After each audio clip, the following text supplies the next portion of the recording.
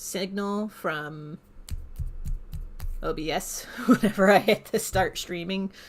Looks like everything is running. But before I get into any announcements or anything, I'm going to take care of my tea really quick and just get the tea bag out. So 1 second.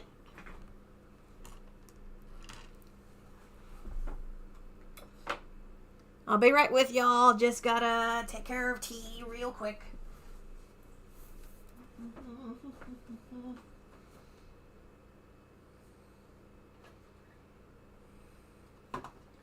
What a great start to 2024! This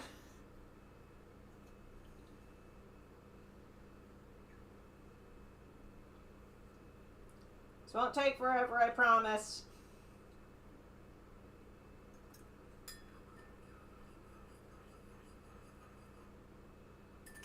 Just want to make sure that the honey is evenly distributed throughout the tea. Oh, that's the good stuff. Okay. Oh gosh. Ooh, wiggling. And okay. Cool. Alrighty. I'm gonna open up the document real quick before I start messaging folks on Discord being like, hey, I'm live. This is the technical bits of the first few minutes while we're waiting for everybody to get on board and tune in. So, okay, I do remember I have the pencils done for this one page. Okay, I didn't think I moved it to that file folder, so boop, we'll open this up. Give it a second. Okay, we're going to be working on this page. I'm going to turn the lettering off because the lettering is somewhat spoilery. Okay. Oh, there's a crowd scene. I left this off in a crowd scene. Why did I do this to myself? Past me, why did you do this? Why did you have me start 2024 with this? Oh, no. Well, this is how we'll start 2024, I guess. Oh, no. Okay. All right. Before we start, let me just hop onto Discord real fast. Just let my fantasy-filled Discord server know that I am, in fact, live. And dreading the consequences of my actions already. Oh, dear. Oh. Gosh. Okay.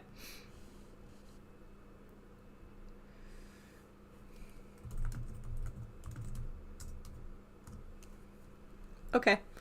There we go. Well, even if nobody pops in for the live chat, that's fine. We can just keep it going.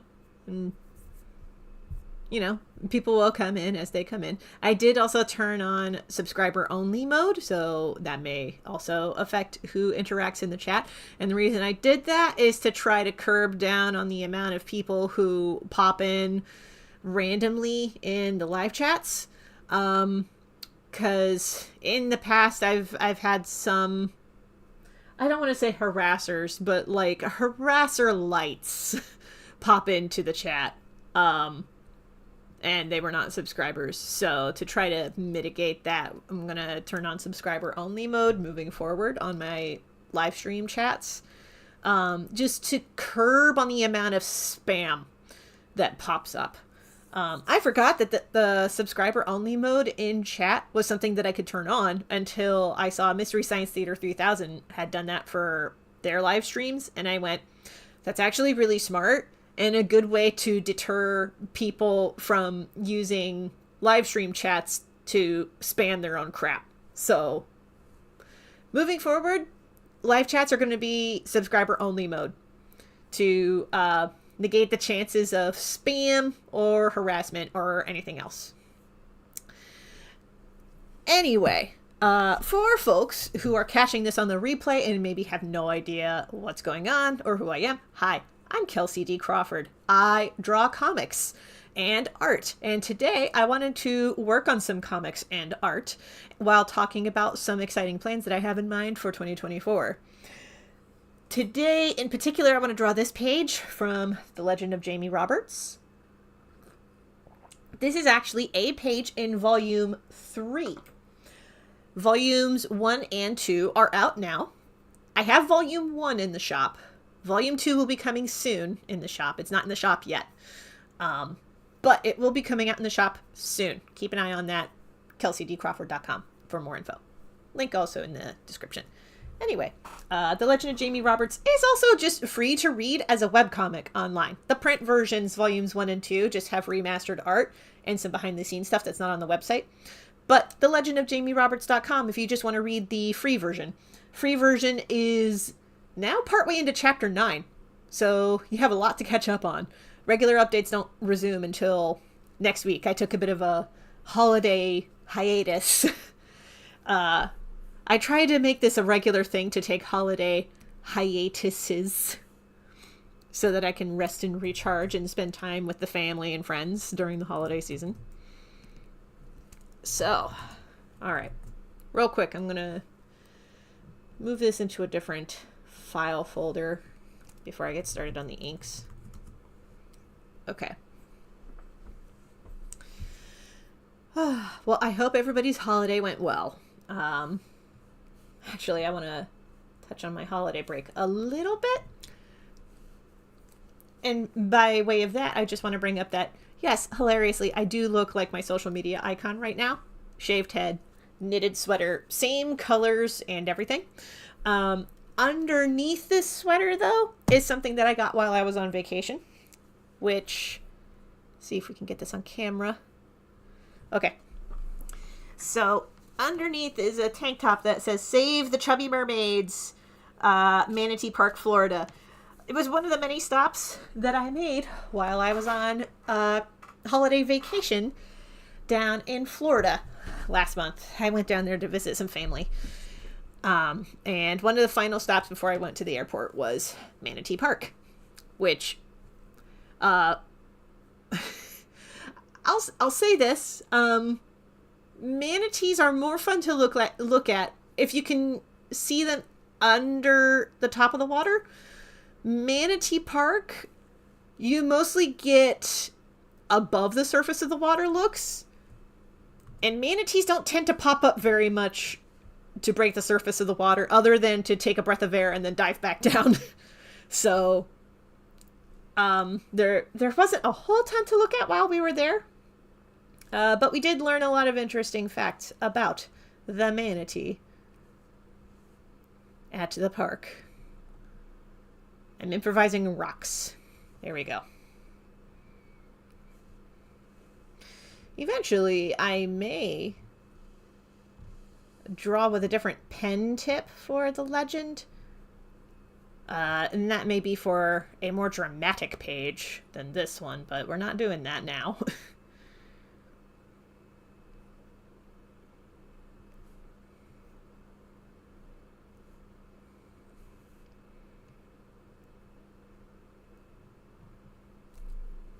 I don't like that. Hold on.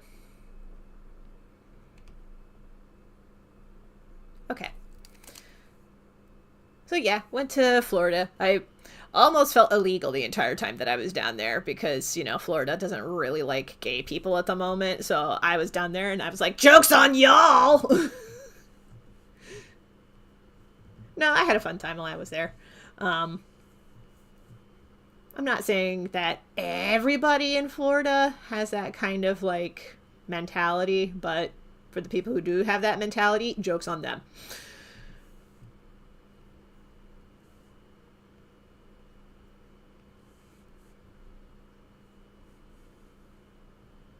Yeah, went down, visited some family.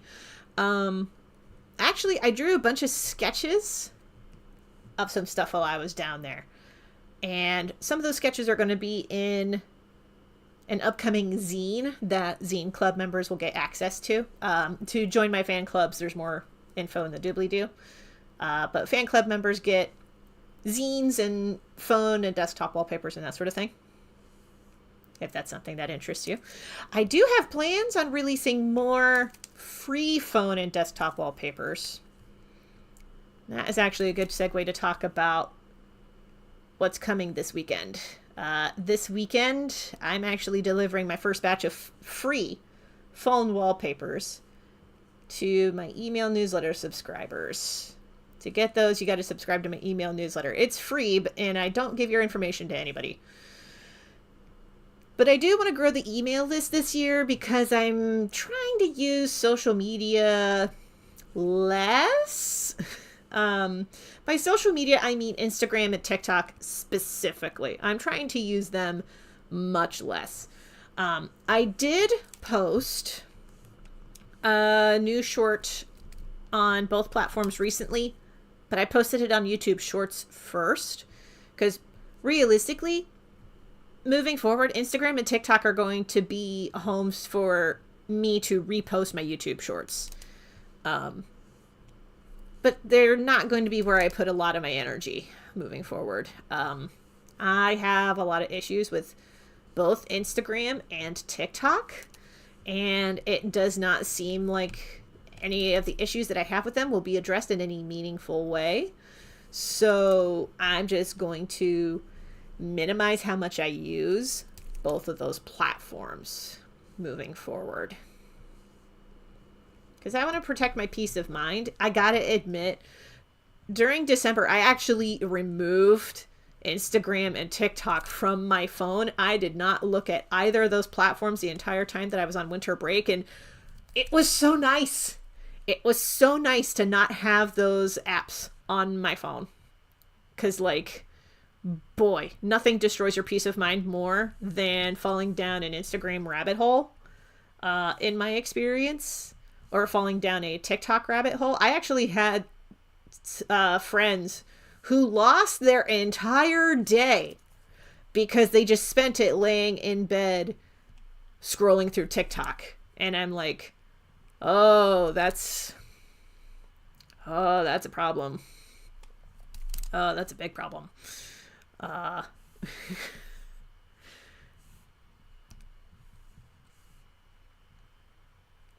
Personally, I like not spending a ton of time on social media. Instead, I spent a lot of time on my holiday break just catching up on books that I had been putting off.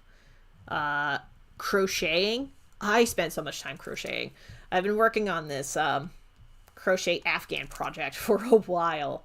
I now have the back panel and the 2 front panels done. I am working on the sleeves at the moment. And also talking about craft projects is a nice little segue into this Friday. I'm hoping that I can get it up by this Friday. I have a video done showing off some projects that I made that are not comics, actually, and that are not illustrative art. It's like fiber arts and stuff like that. So like stuff that I've knitted and crocheted and sewn, as well as some jewelry that I've made. Because I'm like, hey, I'm an artist. I feel like I should show off some stuff and art that I've made that's not just comics. So I made a video showing off some of the stuff that I've made that's not comics and standalone illustrations. It's all the stuff that I've mentioned before. Knitted stuff, crocheted stuff, jewelry that I've made. I have like a bunch of clip-on earrings that I've made because clip-on earrings are the only earrings that I can wear. I get reactions. I don't know if they're allergic reactions, but I do get reactions if I try to wear piercings, because like I do have scarring from where I got my ears pierced, but I let those grow over because like I could not wear any earrings other than the ones that I got my initial piercings with, because any other earring caused the piercings to the pierced holes to get infected. And I was really tired of that. So I just let them grow over. Thankfully, I feel like clip-on earrings might be getting a little bit of a comeback in the fashion world, because Or maybe they're just like a cool vintage thing that's coming back in vogue. It's just something that I'm noticing. But I'm not complaining about it. It means that, hey, if clip-on earrings are coming back in vogue, finally I can have something to decorate my ears. That'd be nice.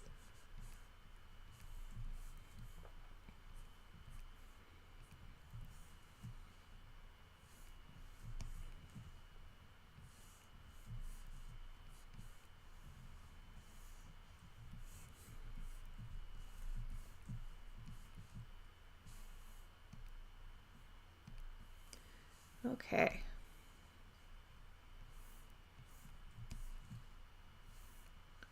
Yeah, once again, moving forward, the live chat is going to be subscriber only mode, just to minimize any spam or anything else. Want to try to keep the live chat civil, but also fun, and not like, you know, spamming grounds for anybody. I thought this would look better with the line on the nose bridge, and I'm not really liking it. Hold on. I think I know what the problem is.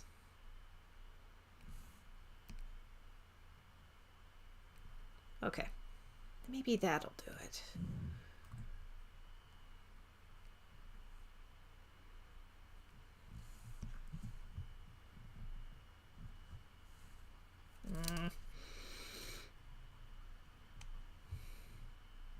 No, I don't like that either. Hold on.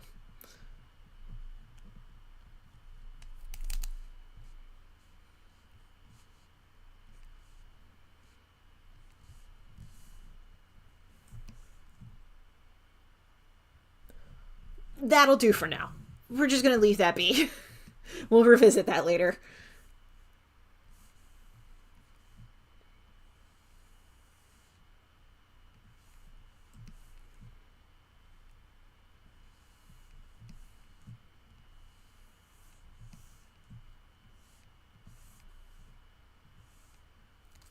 Okay. Well, at least we're taking care of the easy panels before we get to the crowd scene. Past me, left me the crowd scene to ink in, because of course they did. Okay. We can do this. It's fine. It's fine. Oh, 2024. We're off to a great start. Oh, boy. Okay.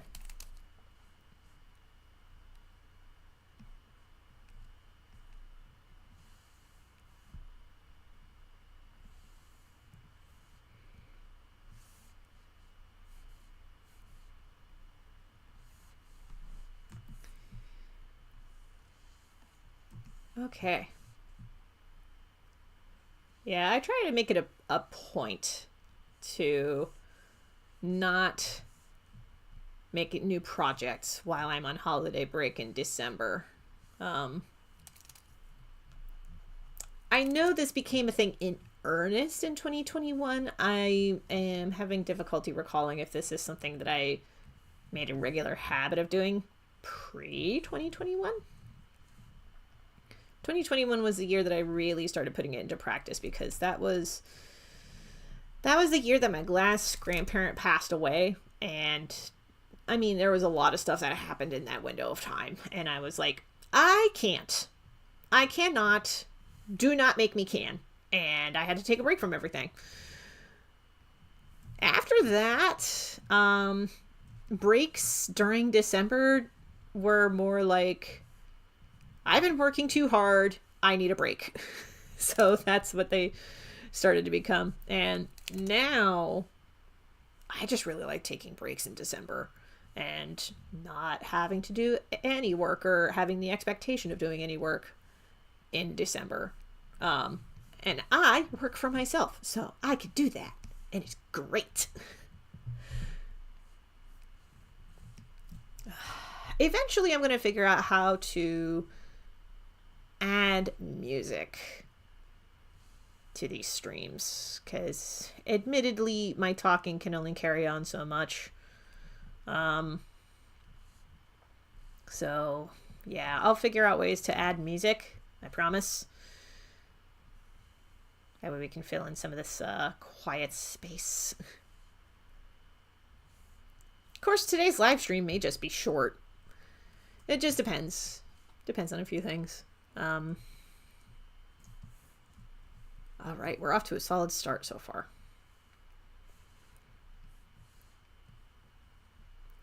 I don't know how short this will be, though, considering we have a crowd scene. I can't get over that. I'm sorry. Just... it'll get done. It'll get done. Come hell or high water, it'll get done.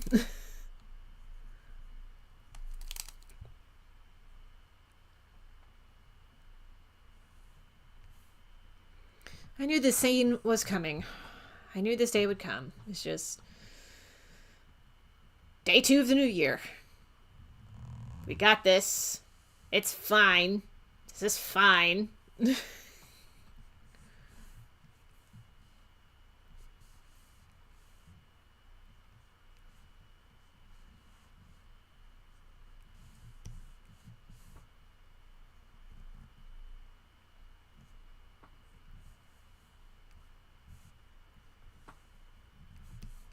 Okay, there we go.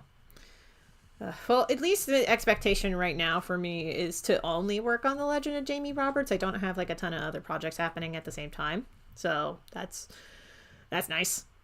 And that's what I'm drawing right now, is a page from The Legend of Jamie Roberts.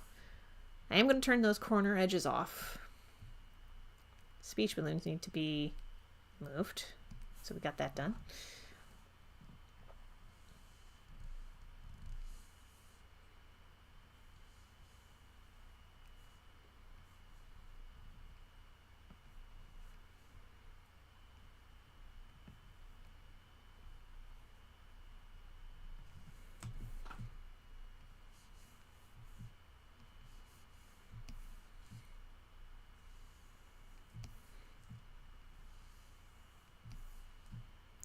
Now, another challenge to not zoom in too much on this particular panel.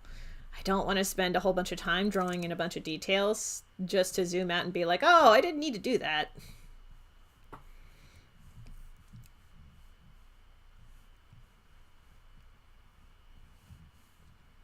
Here's a challenge. Can I get all the rest of the inking for this page done before I get to the crowd scene? And can I get this done by 7 o'clock? We're about to find out. Alrighty.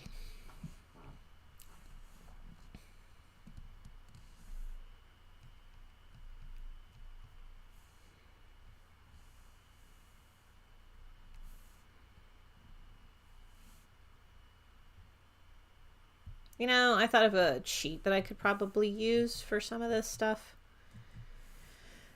But I don't think I'm gonna do it. Yeah, I'm not gonna do it. Tea break for a second.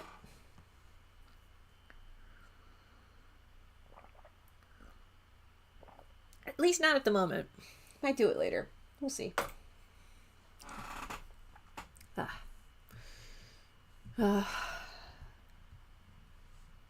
2023 was a lot. It felt like it had the energy of like 6 years, but it was only 1 year, which is just like, wow, isn't that bonkers? Yeah, no, last year was like really bonkers. A lot happened. I wrote an entire blog post about it at kelseydcrawford.com that you can check out, link in the description. But in short, some of the things that happened included The Legend of Jamie Roberts Volume 2 came out in print. I moved to a new apartment. My roommate and I moved to a new apartment, which is amazing. We love this new place.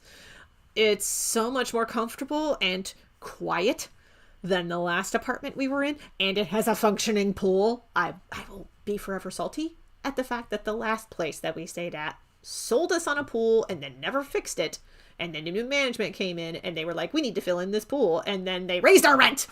I will be forever salty about this. I'm sorry. Just, okay. Anywho. So, we like this new place. New place has an actual working pool. It's just not open right now because of the season. It's like 32 degrees outside, maybe? A little chilly for that. By Ohio standards. Look, we're not in Norway. We're not in Finland. I don't know how they do it in Finland if they open up the pool at 32 degrees Fahrenheit. I would have to ask my friend who lives in Finland that question. I wouldn't be surprised if they did, though. People who live in cold climes are bonkers. I say this with love. Y'all are bonkers. That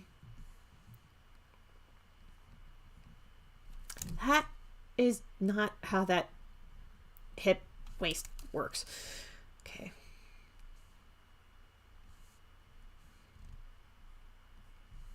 That's better.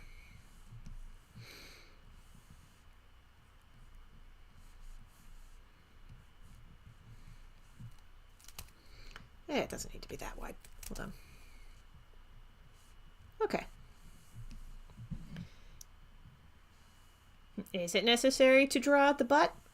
Probably not, but I did it anyway. I want to make sure that, you know, it's believable and you can believe that there is an actual butt underneath of this kilt, okay? I want it to be believable. This needs to be believable to some extent. So I want you to believe that there is a wonderful booty underneath of this kilt. Look, I draw this comic for a lot of reasons. Genderqueer representation, the adventure of pirates, the big overarching story arc that's occurring in this narrative, and the beefcakes. I'll admit it, I am very excited about drawing the beefcakes in this comic, and that I think is okay. If you're going to be working on a comic, make sure it's something that you love to work on. Because I've learned this from experience. Nothing sucks more than working on a comic that you're not excited about.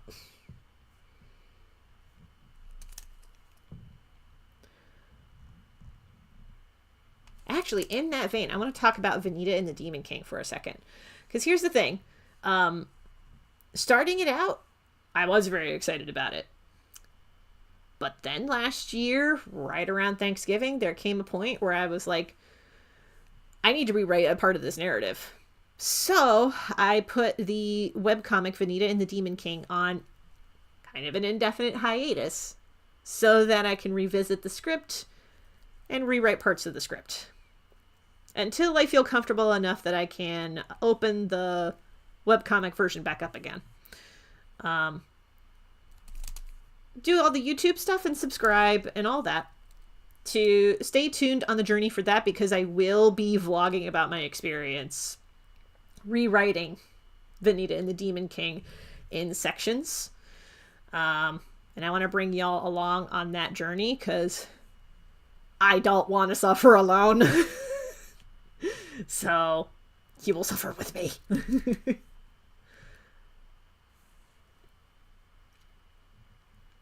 Arch of Winter, Ohio climate is still a little bonkers. It kind of always is. Use unnecessary shading to make the butt more pronounced. Perfect plan! Absolutely, we gotta make this happen. First we gotta do the shoes, then we will revisit the butt.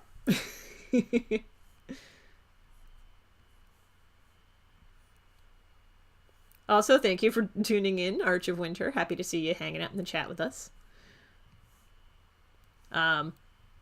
Just to reiterate, in case anybody missed it, I did change the live chat function to subscriber only.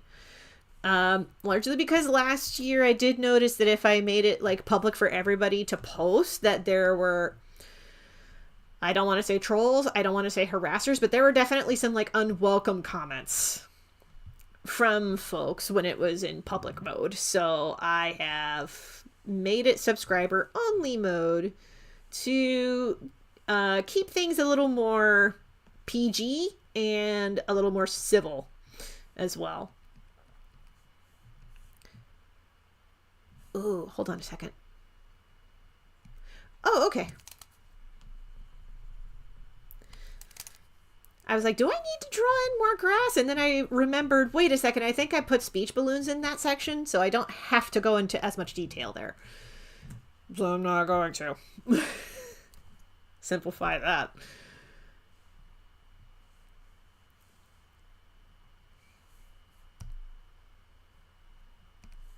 Yeah. I swear I do draw comics for more than just the ability to draw me the beefcakes. But it is a really nice perk that I get to draw some beefcakes while I draw comics. So that's really nice. Yes. I don't think it's any accident that the first short of 2024 is a drawing of a beefcake. For anybody who might have missed that, I did make a short, and I published it yesterday, of Uvagine, a character from Hunter x Hunter, because I wanted to draw him. So I drew him, and I made him into a phone wallpaper available for download for my email newsletter. Mostly doing that because I want to grow the email newsletter because I'm posting a lot less on social media. I want to try to, like, not post on Instagram or TikTok as much as possible. And to counterbalance that, that means I'm going to be sharing a lot more stuff on the email newsletter with folks. So, to stay up to date on that sort of thing, be sure to check that out. More info in the doobly-doo. Some of the other incentives I want to include with the newsletter is having free downloads, and that includes free phone wallpapers like Uvagine, the art that I drew yesterday. And yes, he will be available as a free download, but only for email newsletter subscribers. Because, I mean, it's fan art. I don't want to capitalize too much on fan art. Especially when I have, like, perfectly good Legend of Jamie Roberts phone wallpapers on my Ko-fi shop that really could use some more love. So, I am going to put a little bit more energy into Ko-fi as well this year. Getting some more exclusive rewards on there, etc. So, keep an eye on that space. So, yeah, I have plans for more freebies, more YouTube stuff, particularly shorts, and I feel like these need to be spaced closer together. Yeah, they need to be spaced closer together. I'm gonna redraw these, but yeah, I'm gonna be putting a lot more energy into YouTube. I want to grow this YouTube channel more in 2024. So I made a post in the community tab about this earlier today, but there's actually going to be a schedule. I'm implementing a schedule to hold me accountable and to help you hold me accountable. So right now, the plan is new shorts Mondays and Wednesdays, new live streams Tuesdays and Thursdays, new videos Fridays. And I take weekends off.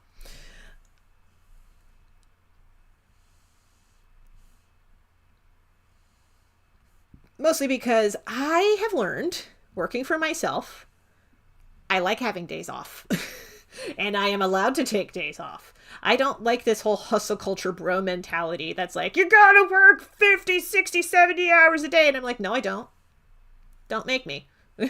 My neurodivergent brain is such that I can get more done in 1 hour than what most people can get done in 5. Do not make me work 50 hours a week. My neurodivergent brain is not built for the 40-hour work week. I've come to accept this about myself. I also learned this working at the office job last year, and I've learned this the hard way. I am not built for a 40-hour work week. My brain does not allow it. Neither does my butt. Ugh. Yeah, 2024 is going to be the year where I try to take better care of myself, like, physically. Like, I do have that YouTube schedule, but that's only because I will be posting less on Instagram and TikTok. Because if I was trying to do all three platforms, I'm not sure that I could function as an artist, let alone as a human being. Implying that artists and human beings are separate strata. But no, I would not be able to function as a human being if I were to try to work on YouTube and Instagram and TikTok and my own webcomics and everything else that I've got going on. Don't make me do that. I'm not built for that. Don't make me. So yeah. I picked my battles and I decided Instagram and TikTok were not worth my energy, but YouTube would be. So I'm going to put some energy into YouTube. We will see how it pans out by the end of the year. I already spend a bunch of time here on YouTube anyway. I might as well see about growing the channel and and see what happens.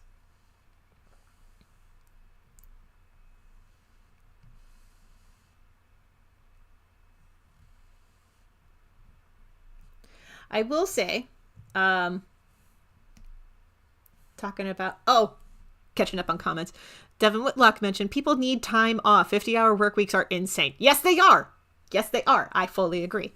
Your comics aren't worth your health and worth the wait. Oh, thank you. I appreciate that. And I know you're not just saying that because you're a fan of New Punk Signal, because New Punk Signal has also been on hiatus for a little bit. But that's because of budget issues. I am going to talk with CB because I have some ideas about New Punk Signal, and I'm hoping that she will be okay with those ideas. But that's going to be off screen. As soon as I have any updates for you, I will be posting it on Discord and the newsletter. So keep an eye on those spaces for further updates for New Punk Signal. I'm hoping that I can get back to it. Get back to regular updates this year.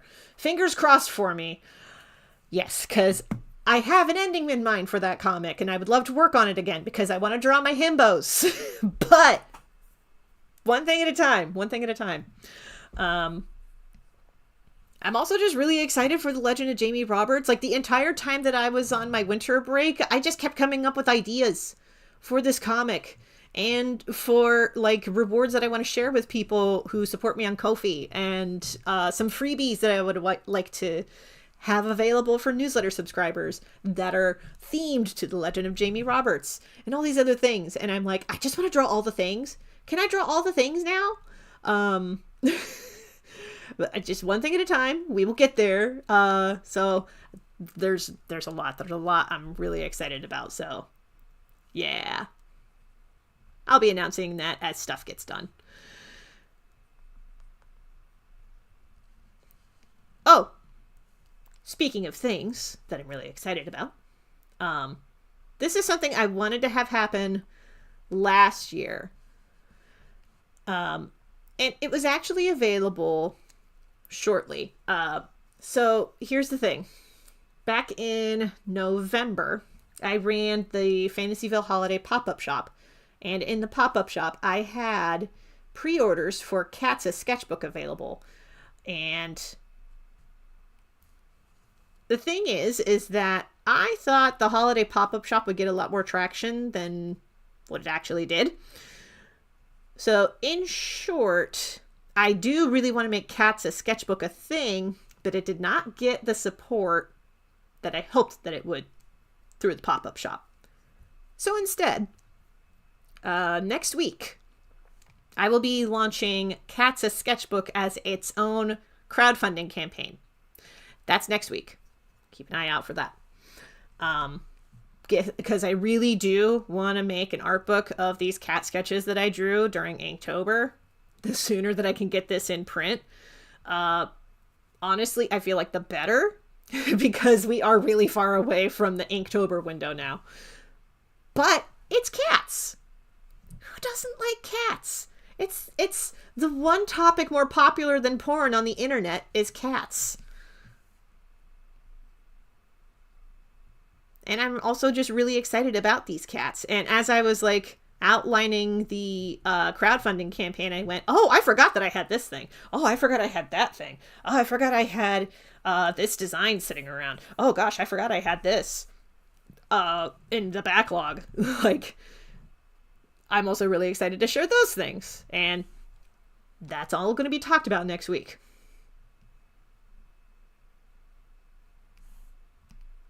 Very excited.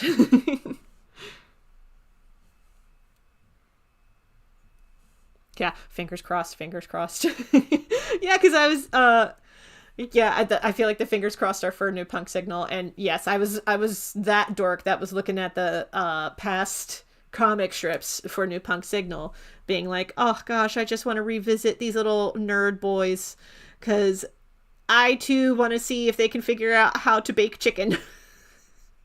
Because they're like, they're not frat boys, because one of them is actually like, hey, I tried doing the frat life and it just wasn't for me. And that's why he went off and got the other guy as his roommate. Because he was just like, hey, I'm not there to like party all the time. I'm there for school, man. But it's also like they're, you know, young adult men living on their own for the first time. They don't know how to do anything. Bless them. And I'm very excited to draw those shenanigans as well. I have story beats I really want to hit for New Punk Signal, because I am very excited about that comic. But again, I have some ideas of how to approach it, but it does require approval from CB, because New Punk Signal is a validation spinoff. Speaking of validation, this is a little early to announce it, but I am going to be putting together a digital omnibus of all the validation comic strips into one ebook. I don't know when it's going to get done yet, because there's a few other things kind of spinning around right now. So I don't have an ETA on it yet, but I do want it out before the end of the year. I feel like I am very overdue for that, to be perfectly honest.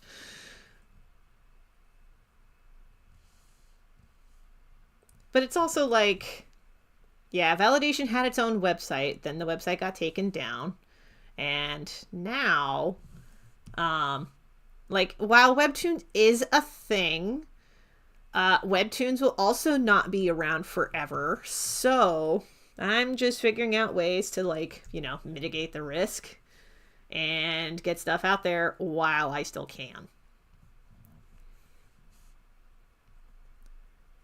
So, among the things that I have teased for 2024, things that I have teased include Cats, a sketchbook coming to Crowdfunder, Validation Omnibus coming in digital form sometime before the end of the year, the return of New Punk Signal, hopefully soon, new vlogs about the rewriting process for Vanita and the Demon King, more regular streams Tuesdays and Thursdays, more shorts every Monday and Wednesday. Keep in mind, the YouTube schedule is subject to change, and if it does change, I will let y'all know. But, you know, I am human. I am not an AI content mill. Do not expect me to stick to the schedule whenever I get sick, or need to take a break, or when a convention happens. I am coming back to conventions this year. I wasn't sure that I was going to. I thought I was going to take 2024 off from conventions.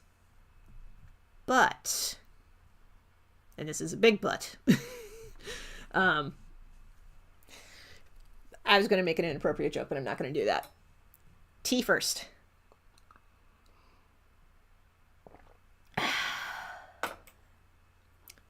But there are some big shows that I do want to try to make it to this year.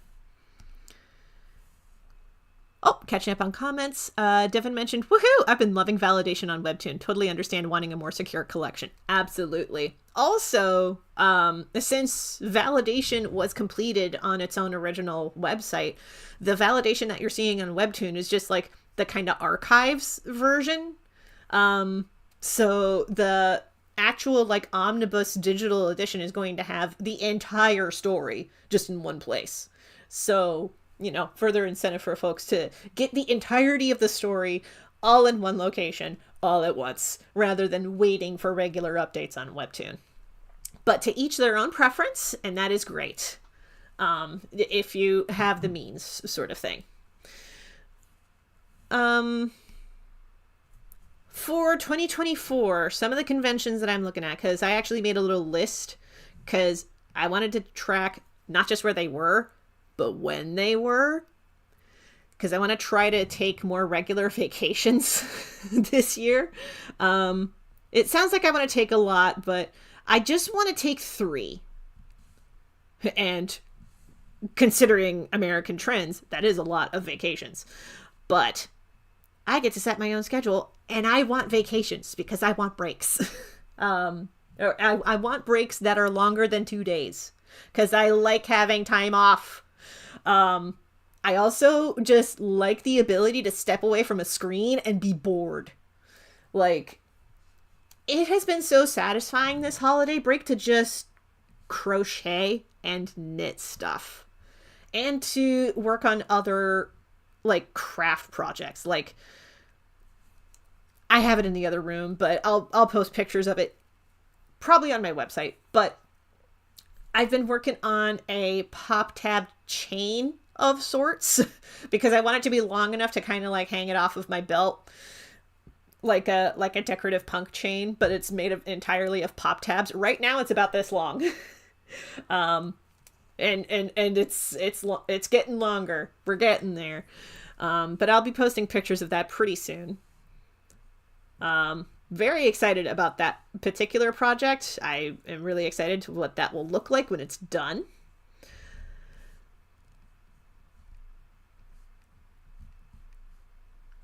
Just cycling through my brain. I don't want to get too bogged down into the details of this, but it's also like I want this to imply that this is made of bricks. Just thinking about some of the like old abandoned pueblos in New Mexico. That's the kind of vibe that I'm going for with this particular scene. Is this idea of, oh, this used to be a town. Used to be. It is not there anymore. I find abandoned places to be fascinating in their own way. It's part of why I like urban decay as a genre of photo. Because it's just so fascinating to see these places that used to be occupied but are now liminal spaces. They are places that you pass through to get somewhere else. And that is just fascinating to me. It's why I also really like abandoned malls.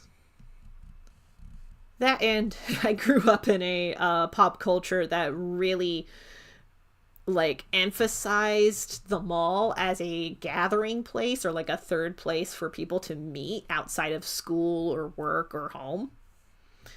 But now shopping malls are kind of a dying breed. At least the shopping mall that you would see in stuff like Clueless or Phantom of the Mall. I still need to see that movie. I really need to see that movie. Because I got from Gem City Comic Con a piece of art from Phantom of the Paradise from my table neighbor on day one. Because he had it sitting on his table and I'm like, that's Phantom of the Paradise. And he's like, yes, it is. And I'm like, I never see anybody carry stuff for that movie. And I had to buy it. I had to. It was just so good to see it. I loved it.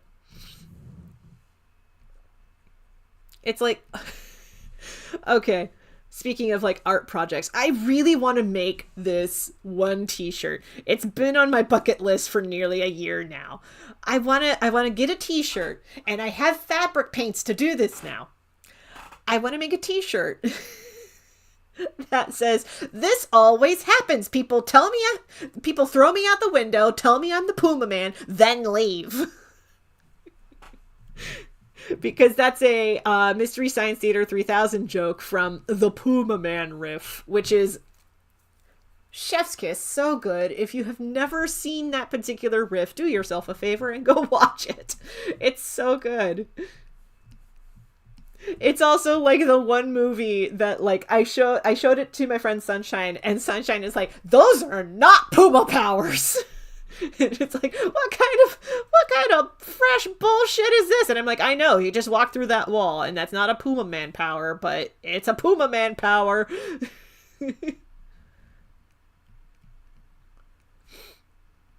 There's just so much about that movie. That's just... Also, it has Donald Pleasance in it, being the bad guy, and he mispronounces the hero's name the entire movie. He's just like, the Puma Man. And everybody's like, Puma Man. It's Puma. It's just, it's so good. It's like gold tier, terrible movie. And I love it. I love it for that. There's actually a whole bunch of like other t-shirt crafts that I really, really want to make, but that's like number one on my list. There was one that came to me in a dream last night, though. the vision that came to me last night in the dream was, and now I have to figure out how to knit this, because I know how to knit, and I can knit sweaters.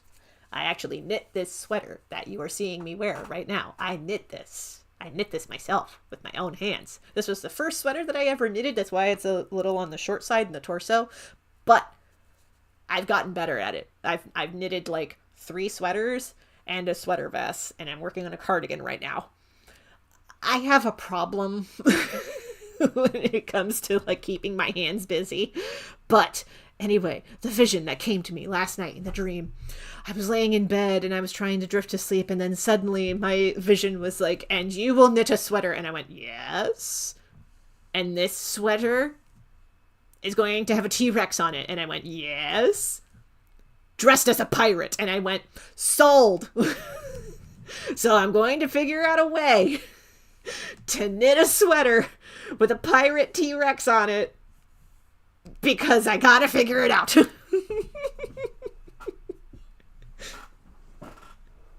Also, catching up on comments real quick.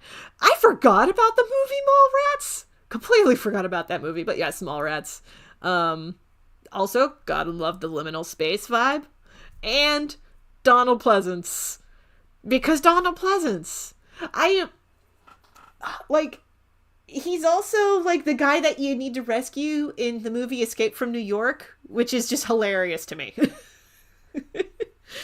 Because I saw Puma Man first, and then I saw Escape from New York, and the entire time I'm picturing that the Donald Pleasance character in Escape from New York is the same man as the bad guy in Puma Man, just like earlier on in his career or something. Like, for some reason in my head, Puma Man and Escape from New York take place in the same universe, even though, like, I know they don't, but, like, brain was just like, they happen in the same time and place, and I'm like, sure, we'll figure out a way to make that work. But yes, I am going to figure out how to knit this particular pattern so that I can, in fact, knit a T-Rex as a pirate on a sweater. I am going to figure this out. Even if I have to do it like with the duplicate stitch, or with the alternate name for duplicate stitch is I think it's like Dutch darning or something like that. I only just found out about it a couple of days ago. But I saw a tutorial for, well, not a tutorial. She was just like, I'm going to try duplicate stitching to make this particular design on this already existing sweater, because I don't know how to knit. And I'm like, that's actually duplicate knitting is a really good way to make a pattern on an already knitted sweater. And I really should do this. It's just great. I love it. It's I don't want to say that it's a cheat code, but it's a cheat code. Like, if you don't know how to knit, you can learn duplicate stitching to customize a sweater with a like pattern or a slogan or whatever you want to put on the on the knitted garment, it's great. For those of us who like to go thrift shopping, that is what we would like to call a thrift flip technique.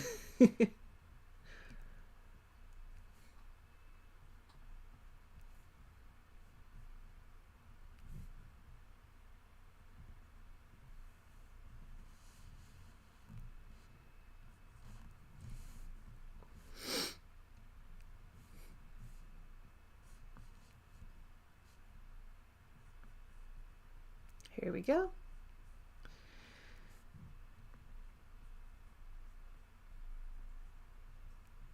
Okay. Eventually I'm going to figure out how to knit intarsia, which is another kind of way to knit patterns into things. But intarsia is for like big old blocks of color. Not necessarily for ugly sweater vest type patterns. Ugly sweater vest type patterns would be more Fair Isle knitting. One day I will learn how to do that. One day I will learn how to do Fair Isle knitting, because that to me looks like rocket science and I'm going to figure out how to do this. What about crochet T-Rex on a finished sweater? Okay, there's a couple of ways that that could happen. Either I could crochet a flat T-Rex and then stitch it onto an already knitted sweater. I could crochet a sweater, because that is the thing that you can do. And crochet the pattern as I crochet the sweater. That is another thing that I could do. There's a couple of different ways to go about it. It's just, when it comes to sweaters, it is way easier to knit them than it is to crochet them. It uses a lot less yarn, for another thing. I'm learning this with my cardigan project, because the cardigan project is slowly becoming a yarn hog, and I'm like, how? I'm just crocheting. Oh, I'm crocheting. That's probably why. Yeah, paradoxically, crochet actually uses more yarn than knitting does. I mean, it depends on the stitch. Not all stitches are created equal. And I'll talk about that in the video that will be coming out on Friday, so stay tuned for that. Because there is a scarf that I crocheted that actually used 4 entire skeins of yarn to make the thing, because of the stitching that it was.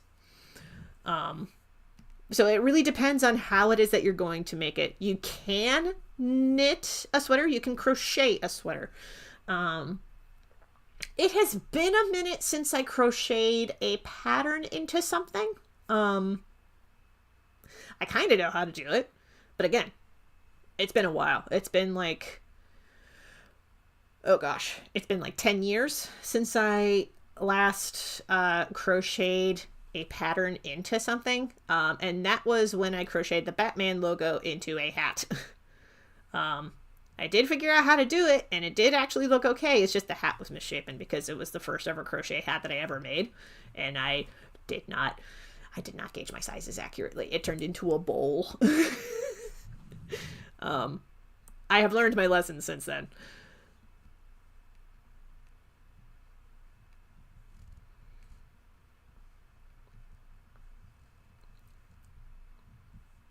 With how much I'm talking about like knitting and crochet, I actually want to address something, because this is something that some very well-meaning people have asked me, and I want to try to nip this in the bud while I'm thinking about it. The question of, would I sell my knitted and crocheted things? No, I'm not going to. For one, knitting and crochet is for me. It's something that I do to relax at the end of the day. I don't want to monetize that. I have learned the hard way that I don't like monetizing things that I do for fun, because then it sucks the fun out of it.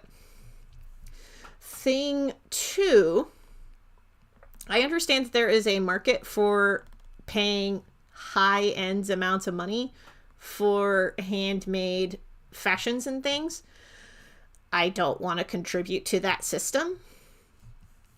Not for any like ethical reason or something, but because again, I'm doing this for the fun of it. I don't want to sap the fun out of it. Hence why the vision came to me in a dream of making a T-Rex pirate sweater. Because, like, I absolutely want to do that for the fun. Because there's also a little part of me that's like, I want to be the only one with a knitted sweater like that. It's the same reason why I really want to make a t-shirt that says, "This always happens. People throw me out the window, tell me I'm the Pooh Man, then leave." Because it's going to make me laugh, and it's going to be something that will make the people who are in the know laugh. Oh, this comment. Okay, I'm going to build off of this for a second, but I'm going to read it out loud. Crochet 3D T-Rex, but half of them to attach the front half sticking out of the front of the sweater, and the back half is of the T-Rex on the back. So I see what you're saying. It's very cute.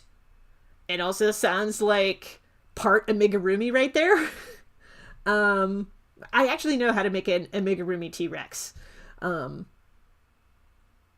Getting it to the scale of having the front half fit on a sweater and the back half fit on the back of the sweater, that's either going to take a really chunky yarn or it's going to take a lot of stitches of a very fine yarn, and I don't know which is worse. But thinking about 3D objects on a sweater, I forgot that I was going to wear this for the holiday party a few days ago, but I made a bunch of crochet donuts because for people who have seen the live-action rendition of The Grinch with Jim Carrey as the Grinch, you may know this, but the Who's down in Whoville often wear food-themed clothes in the segments that take place in Whoville. And on a rewatch a couple of years ago, I noticed, hey, that woman is wearing a shawl that has crochet cookies on it. And then I learned how to make crochet donuts, and I went, you know, it would be the perfect Christmas shawl, is a shawl covered in donuts. And the funny thing is that I have the shawl crocheted, I have the donuts crocheted, and then I did not put them together. I will have to put them together, and I'm going to make that happen for the next like winter get together that's going to happen, cuz I think that's cute.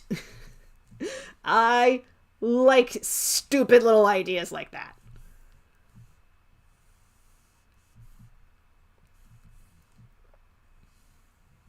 Like, who are people to take away my joy? Let me crochet my donuts and attach them to my shawls.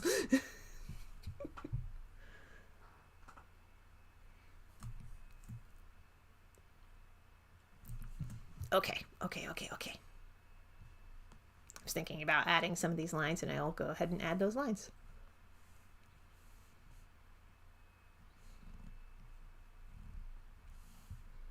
Yeah! Not too many. Okay.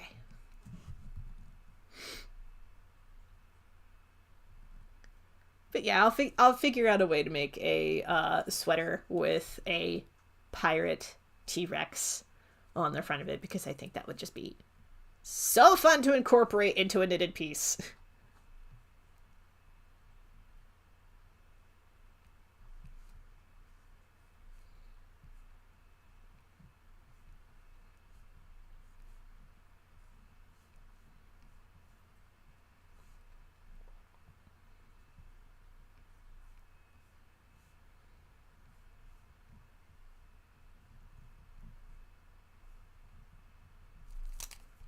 That front leg needs redrawn. Hold on.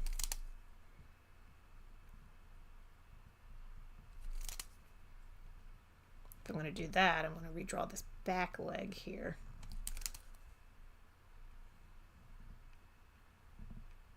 Yeah. Much better.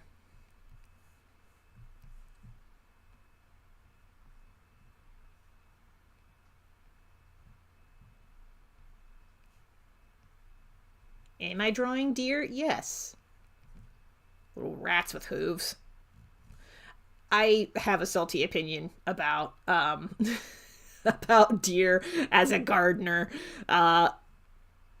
because I wanted to garden more when I lived in St. Clairsville, but we also had deer that would regularly appear in the backyard, and I'm like, you rats with hooves.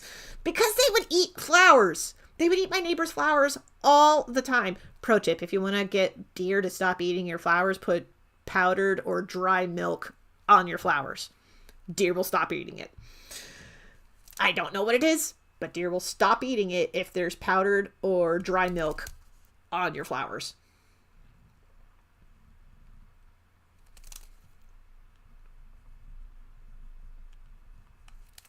Ugh, but yeah, you want to ruin a garden, deer. Deer are the best way to ruin a garden. And it's funny because I've been catching up on a lot of like Kathleen illustrated videos, and she also gets deer that appear in her backyard on occasion, and she'll be like, little angels, and I'm like, rats with hooves.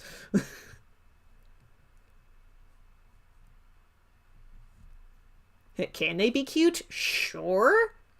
As long as they're not eating my fucking potatoes.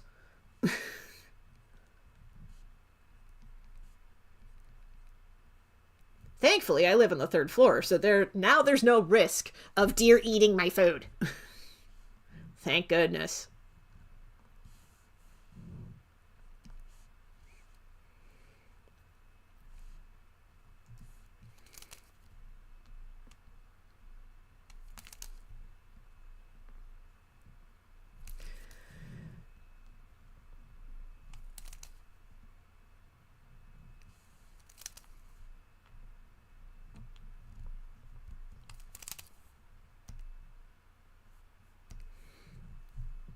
I don't know why the back end of this deer is giving me so much trouble, but that works.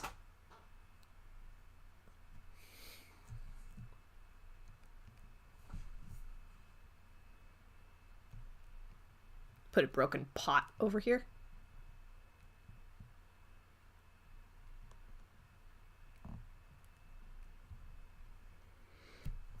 There, not too much detail. Again, this is like pretty zoomed in, so we'll leave it at this, I think. Fill in some of these spots with black, though.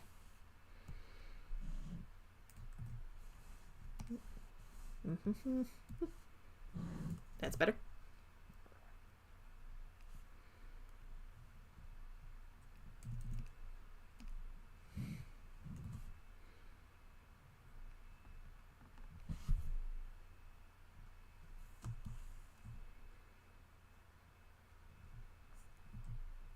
Okay, and now we're at the crowd scene. Okay.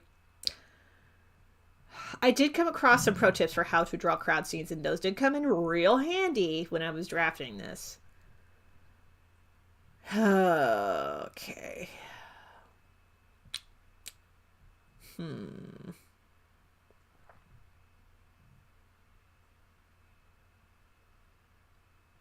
Okay. I was debating if the pencils for the crowd scene needed adjusting, but honestly, I don't think so. I don't think I'm going to be adjusting them. We're just going to start there. Before we do, I'm going to have some tea.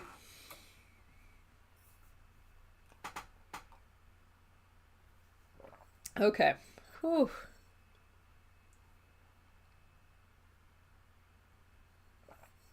The flavor of tea for the day is decaf Earl Grey with some honey at the bottom.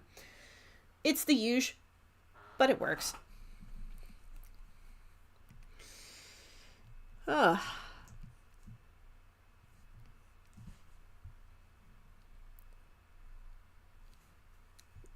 So I want to talk about the live stream schedule for a second, because it is a change from last year.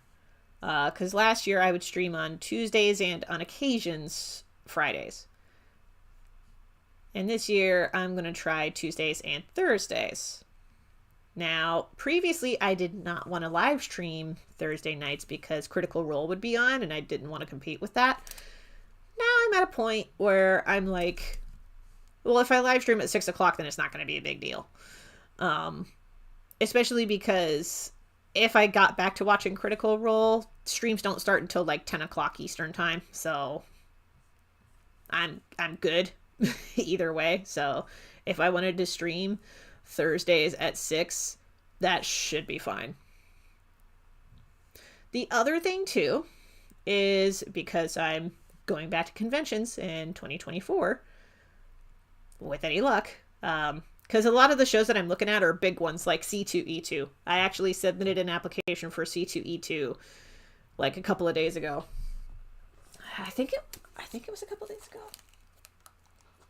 I'm gonna double check that because yeah, it was on the 29th.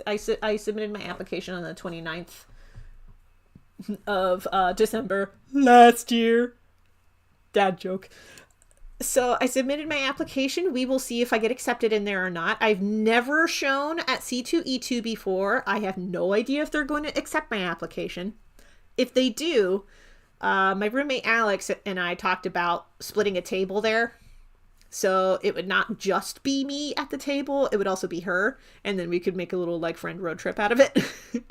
I do also feel like her stuff might resonate a little bit better as C2E2 because she does a lot more stuff with like My Hero Academia and Baldur's Gate and a few of the like more popular mass media things that are out right now, whereas I make more original content. So we're a nice balance. Also, it just occurred to me, this drawing is actually, you're getting a preview of the new capes that the heroes are gifted in The Legend of Jamie Roberts. Because EGA gifted them with capes. Capes slash, I was going to say hoods. It's capes. Not sure where Brain was going with that. Yeah, they got gifted new capes from EGA because unlike a lot of other characters, EGA was like, hey, I know you think that you did a bad, but you did still do us all a huge favor by doing what you did. So here's something that should help you in your next steps. And that included capes. Because they still got a road trip to Dagona to take care of. Oh boy, is stuff gonna go down in Dagona. I don't want to spoil it, but I have some plans. Yeah, honestly, in the outline that I have for The Legend of Jamie Roberts, Volume 3 is where stuff starts to get real. If it turns out that I don't like it, I'll change it. I'm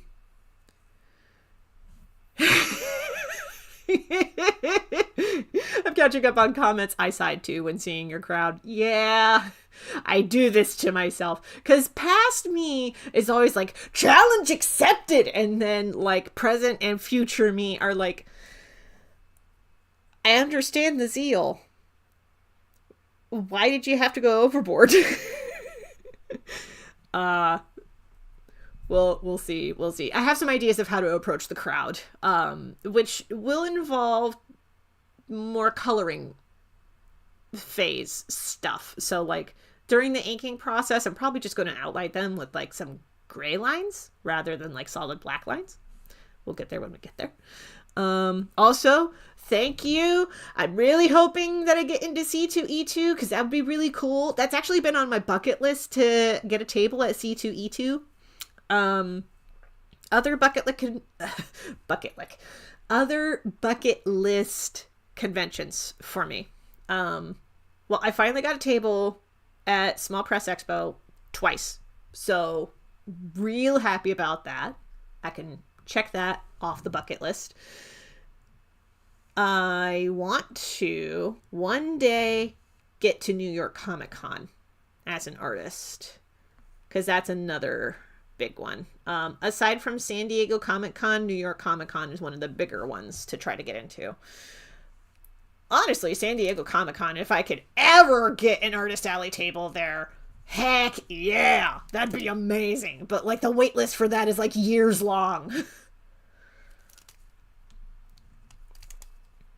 It's also all the way on the opposite side of the country for me. So I would really need to save up a lot of money to make that happen.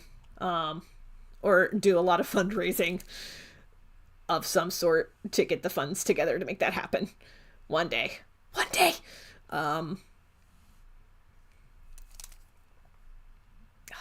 That heals a little too.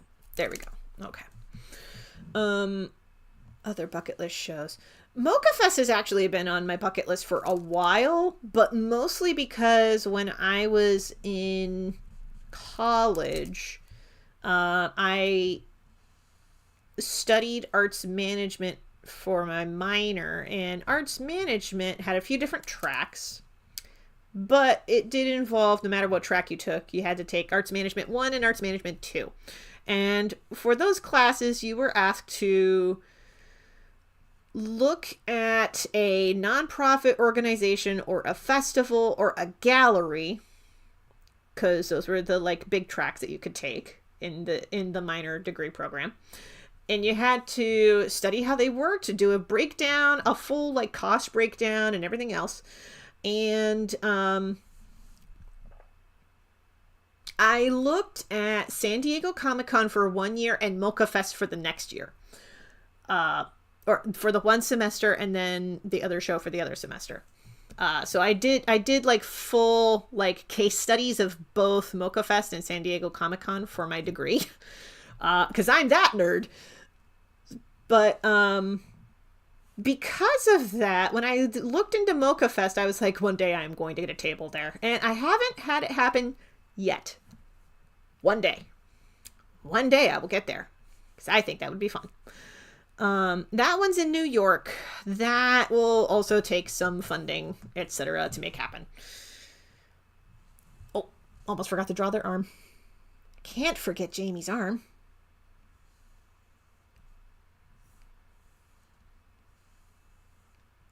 I don't know if Baltimore Comic-Con would be on the list, because I didn't really find out that it was a thing until I was like much older. I do know that the Ringo Awards happen at Baltimore Comic-Con. Because I actually keep tabs on Justin Birch, who does the lettering for the Amazing Ladybug. I think it's like Amazing Ladybug. One of those comics. One of those kids' comics. He does the lettering for it, and he pretty consistently gets nominated and awarded for his lettering work at the Ringo Awards, which is fantastic. We love that for you.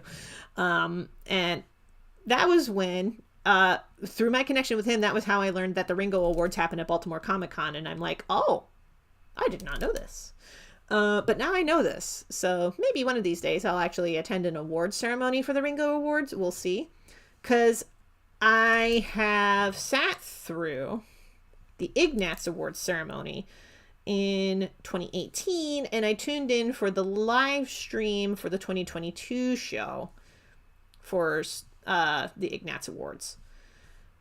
I didn't go in person because, one, I was peopled out, and two, there were only like one or two titles on that list that I had any familiarity with or even knew the artists for.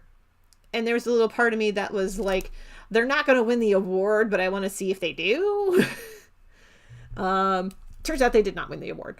I don't know if the Legend would ever get anything like an Ignatz Award, because the Ignatz are so niche. Maybe a Harvey one day. Honestly, I'm okay if the Legend never gets any awards. I really don't know if this little genderqueer pirate epic would ever get nominated for for awards, let alone win any. I'm just happy that I am making this comic at all. Because it's something that I've wanted to make since I was wee. it brings me so much joy to work on it. It really does. The whole holiday break, I just kept coming up with ideas for how to approach pages for volume 3, for what's going to happen in volume 3 and volume 4.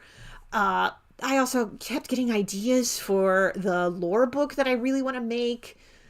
For one of the other things that I really want to do for 2024 is release a campaign setting book so that you can play a Dungeons and Dragons campaign in the same world as The Legend of Jamie Roberts and have some like same enemy encounters, class abilities, etc. and building some of that out. I will more than likely be making vlogs as I develop the material for that, but my goal is to get that made and released for Free RPG Day this year in June. I'm really hoping that I can make that happen. I would love if I could make that happen, because I would love to get a lore book for... I would love to get a lore book and a campaign setting book for this world out IRL. Like, I'm having so much fun with this comic, y'all. It's just so great. I love it so much. There's also just so much about this world that I'm having so much fun with. Like, and I also have some, like, mini comics spin-off ideas for this to help flesh out the world even more. So many, y'all. So many things I want to do.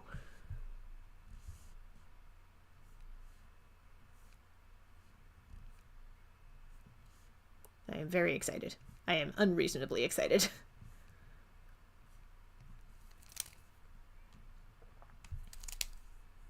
Okay. Got that. A 2-day cross-country train ride to San Diego. Possibly.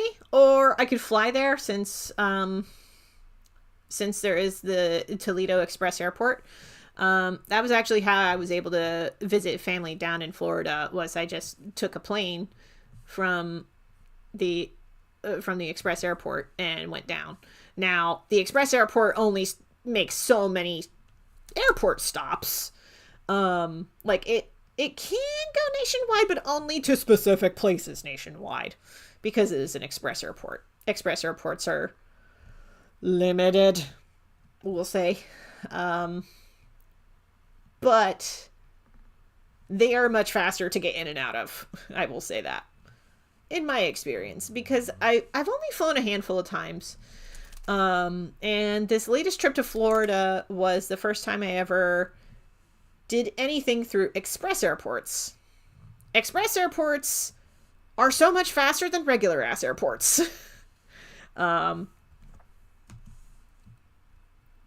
and especially if you have, because with Toledo, they fly with Allegiant, not exclusively, but if you're flying out of Punta Gorda, Florida, it's exclusively Allegiant.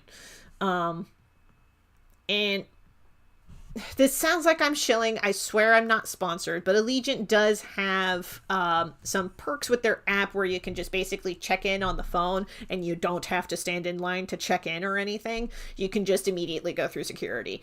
It's so much easier to do it that way. I wish more things did that. I don't know if they do, especially in this, like, I don't want to say post-COVID, but like post-2020 world that we live in.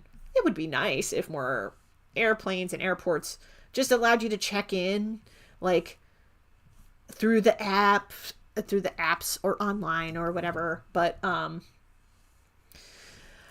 not sure I would want to take a train to San Diego. And the reason I say that is because if I were to do overnight trips on the train again, I would want a roomette, and roomettes are pricey. Because I do not want to ride coach. Please do not make me ride coach for more than 12 hours. Good Lord, my butt cannot handle that. Like, I have to have, like, a special cushion just to sit on my chair now. Like, Yo. I have looked into how much train tickets would be to go to places like Phoenix or, I would say DC. I've already been to DC once by train. Pleasant experience. Highly recommend. I also looked into how much train tickets would be for like a weekend trip to Pittsburgh or a weekend trip into Chicago or that sort of thing. Train tickets really only make sense regionally. In my experience, just looking at the price tags for things, because like train tickets for going across the country are basically the same as plane tickets, but take twice as long to get you there, if not longer. So if you're in a hurry to get someplace, take a plane. If you're not on any particular time crunch to get somewhere, take a train. Or if you want to spend more days in a particular place, take a train. That's the pattern that I've noticed.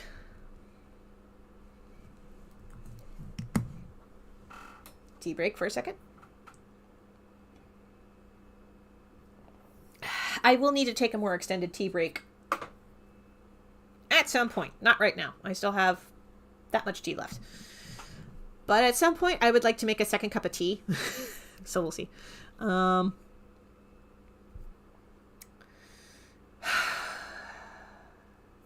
people who did Pathfinder did a space version where there's some like spaceship combat tactics and mechanics involved. I don't remember what it's called. Starfinder? I think it's Starfinder. I have to double check that. But looking at some of that might be a good place to start. I'm not necessarily sure that that's where you would want to go. If you wanted to incorporate naval combat systems in D&D, might be a good place to start, though.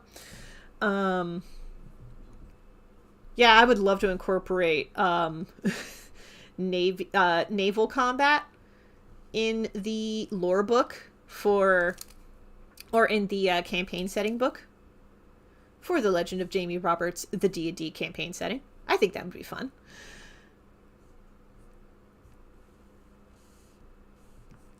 I would just need to do some research on how to do that. Again, there are some DMs who have figured out how to do it. I just haven't looked at it yet.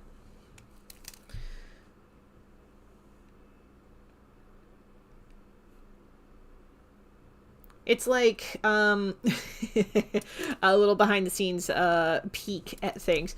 For my home game for D&D, because I run a D&D home game, and it's like Kingdom Hearts, but does not take place exclusively in D&D worlds. In fact, there's like crossovers with Sonic the Hedgehog, Dragon Ball Z, the Oddworld games, particularly Abe's Odyssey and Abe's Exodus and Soulstorm. And also crossovers with like Madoka Magica, Nausicaa of the Valley of the Wind, and also some original characters are there. And it's in a D&D world. And also biblically accurate angels are involved. So anyway, talking about like other combat systems, etc. I did have to do a little bit of poking around because at one point my player characters went into the universe of the Jak and Daxter games, and I was like, oh no, I gotta figure out how to get the like dune buggies ported into this game. So I had to poke around and look at some Avernus stats, and also look at some other folks who had figured out how to incorporate like drag racing, etc. into D&D. And utilized a lot of that when I ported stuff over. Came in real handy, I'll tell you that.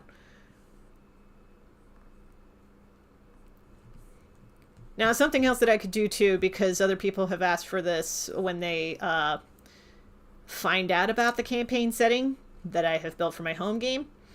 I've actually had people ask for this multiple times through the Fourth Leg podcast that I co-host.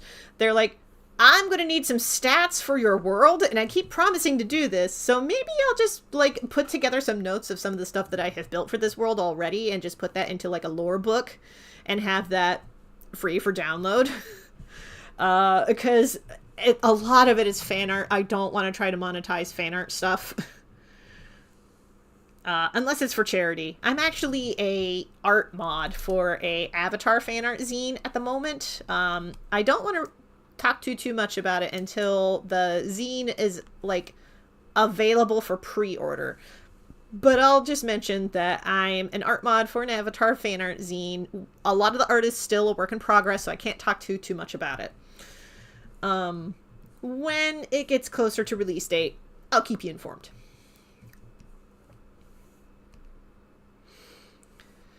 I'm gonna eat dinner. Thank you for the stream. I'll hop back on afterwards if you're still streaming. We'll see if I'm still streaming.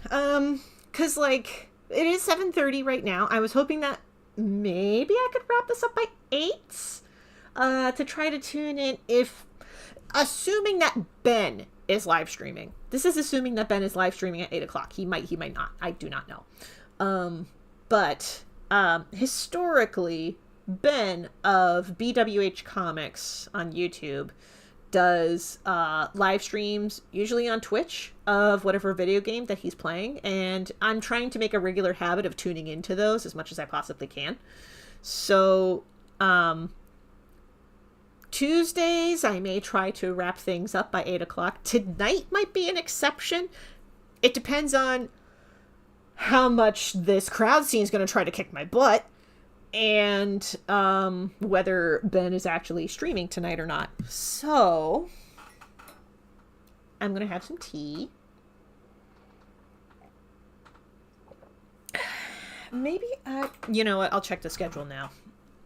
This is great internet content. Excuse me while I check my phone to see if BWH Comics is streaming tonight.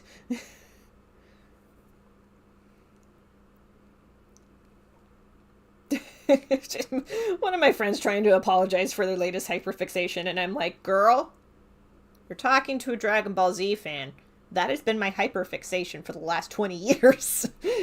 Don't apologize for that.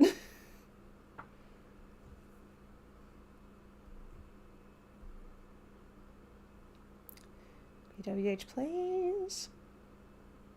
Oh, he's postponing tonight's stream, so I can continue past 8 o'clock. I am a menace.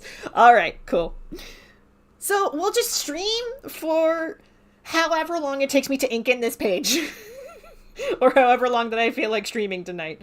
Oh, boy. Okay. We'll see. Ooh, something that I can talk about a little bit. This has nothing to do with projects or anything, but, like, what I like to do while working on stuff.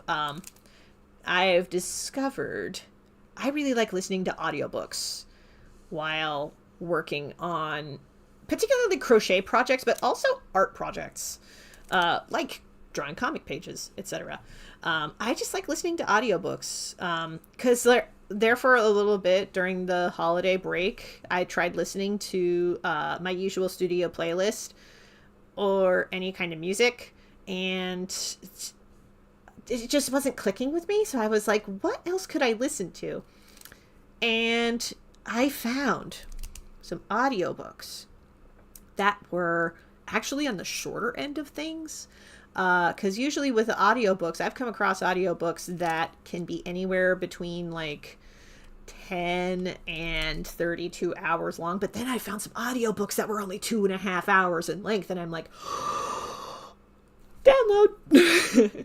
And gave those a listen. So if you are wanting to get into audiobooks but are intimidated by the really long timelines of some of these things, I actually recommend some of these shorter audiobooks to dip your toes in, because it's a little more like listening to an extended podcast or even like an extended YouTube video essay with some of these audiobooks. The shorter audiobooks that I greatly enjoyed recently include All Systems Red by Martha Wells. It's the first of the Murderbot Diaries. Highly recommend. It's so great to read about this little neurodivergent murder bot who really just wants to sit and watch his soap operas, but oh no, there's a murder mystery. God dang it. That's the general vibe of that series, of All Systems Red by Martha Wells. It's great. Highly recommend that book. Other books I recommend are actually... there is a series, The Singing Hills Cycle by Nevo, and that's Nevo spelled Nghi space VO. The series starts with The Emperors of Salt and Fortune, and the audiobook is like less than 3 hours long. Highly recommend. It's great. Also, genderqueer representation in all of the books, because the premise of the Singing Hills Cycle is that you follow a genderqueer monk as they travel across fantasy China collecting stories. It's great. I love it. It's great. It's so good to listen to. Oh my gosh. I just finished, last night I finished When the Tiger Came Down the Mountain, which is great. I'm trying not to gush about it too much. But listen to the audiobooks. They're so good. Also, the audiobooks of the Singing Hills Cycle by Nevo are narrated by Cindy Kay, and Cindy Kay does a great job of doing the narrations. Highly recommend. I did see, too, that Gideon the Ninth also had an audiobook version, and I have heard good things about it, but there's a little part of me that's like, I have the print version sitting on my shelf, and I haven't read that yet. Should I even bother with the audiobook version? And there's a little part of me that kind of does, because I'm discovering sometimes audiobooks are the only way that I'm going to actually, like, read books. But I do have plans on traveling more for 2024, not just for work, but just period. I want to travel more in 2024. And a whole lot of that is just going to be waiting. And while waiting, I could read books. So, like, there's a little part of me that's like, I could just pack some paperbacks to read while waiting on the train, or while on the train, or the plane, and just keep myself occupied.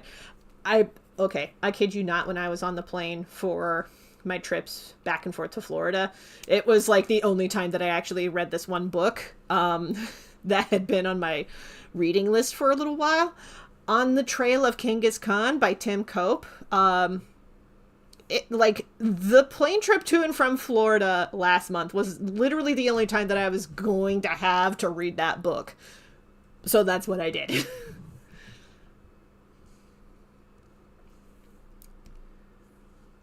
I will say, as far as travel books go, On the Trail of Genghis Khan by Tim Cope, one of the more interesting ones. It was also one of the books that, oh boy, this is going to be a hot take. It was one of those books that, as I was listening to, or as I was reading these narratives of Tim Cope talking with these people who survived Stalinism and survived Russian occupation, etc., the more that I read those narratives, the more that I went, Stalinism sounds a lot like ultra-capitalism wearing different pants. Because of the idea of, because Stalin really bought the idea of mill towns and just turned it up to the nth degree. He didn't go so far as making a fake currency to pay people with, but he definitely, like, did a lot of the things that Milltown people are known to do, even though mill towns are generally capitalistic. But, like, there was a lot that happened to people during Russian occupation that's just, like, it was branded as communism, but the more I read about it, the more that I went, this is hyper-capitalism, just in different pants. So anybody who's a boomer who's, like, railing against communism are probably thinking about Stalinism. And honestly, if they're railing against Stalinism, yeah, I get it. Stalinism sucks. But don't call that communism, because it wasn't. It was a real world version of Decentraland. Almost, but not quite. Decentraland is honestly like its own mess, but there was a lot when I was reading On the Trail of Genghis Khan by Tim Cope, and as he was talking to all these people who survived Stalin's occupation and all these Russian policies, that I was reading it and going like, well, this is a lot like what America did to the Native Americans, and that's not great. I do have another book sitting on my shelf right now, and I need to look up this author, even though it is a very West Asian name. But it's The Silent Steppe, which is entirely about Kazakhstan being occupied by Russia during the Cold War era. Kazakhstan, to make a very, very long story short and to grossly over summarize something, their situation sucked during Stalin's reign, and they still haven't recovered from it. Just to, overly simplify. But I do recommend, if you are the type to really like looking at other takes on history that are outside of Europe, basically, I do recommend On the Trail of Genghis Khan, because he does talk not just about like the present day realities of people who live on the Asian steppe or the Eurasian steppe or in Mongolia, but he also talks about the history of some of that stuff, which highly recommend. I am a little bit of a history nerd as I get older, so that kind of thing just tickles me. I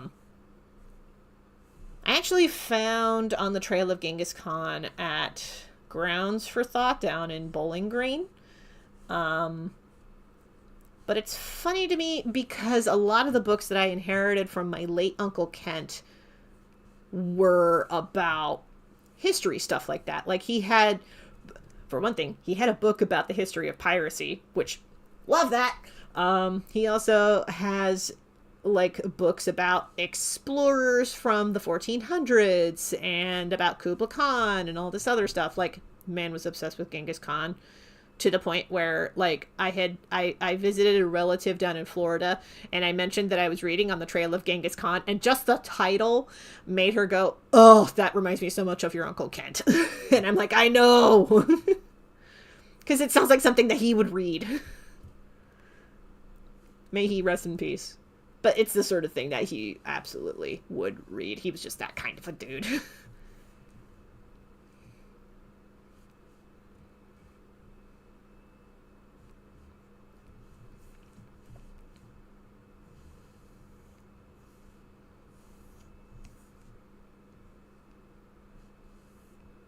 I had the thought when I worked at the office job still that I would make a comic about the winter of 2021.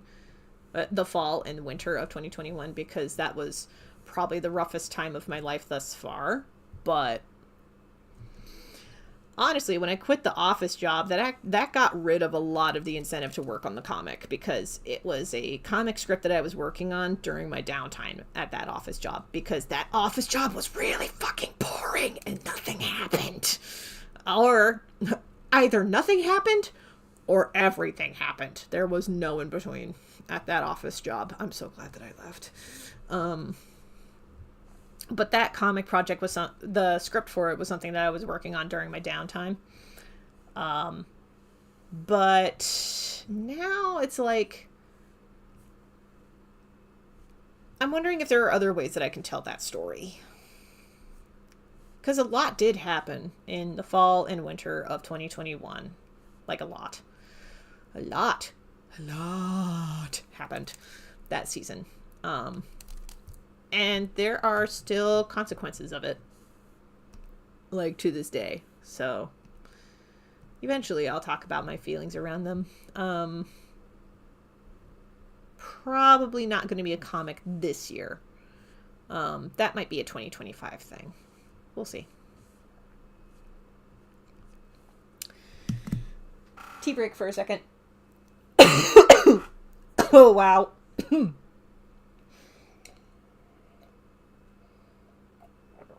Okay.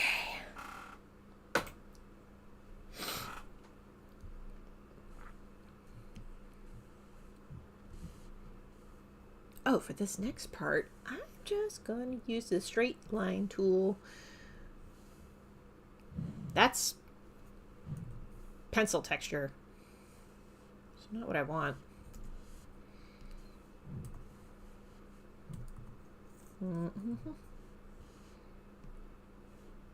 Pen.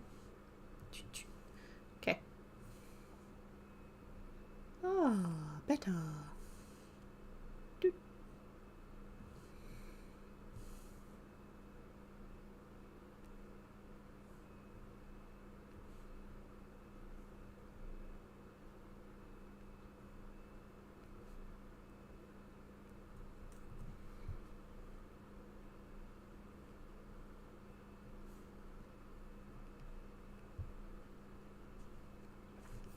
Okay, that's the new one. One of these days I'll actually like draw a character sheet with all the finished character arts for Jamie Roberts so I can stop pulling up specific pages in the viewfinder. Today is not that day. Eventually. But today is not that day.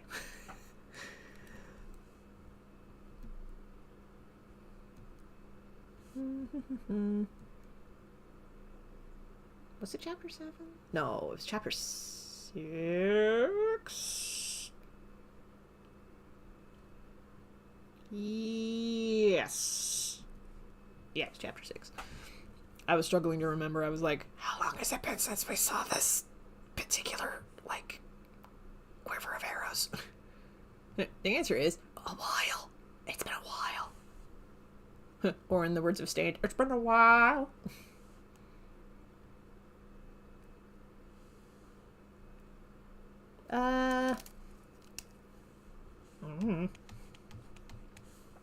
There we go. Don't know what happened there. Too much of a tangent. I'm going to move those lines down.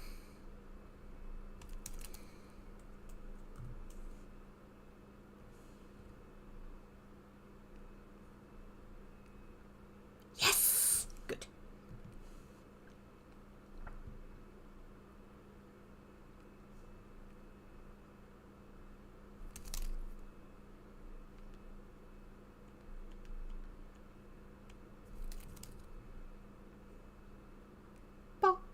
There we go.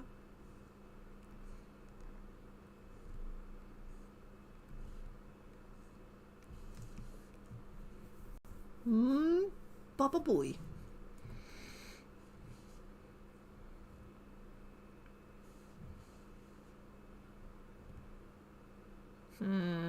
Okay, I'm gonna okay.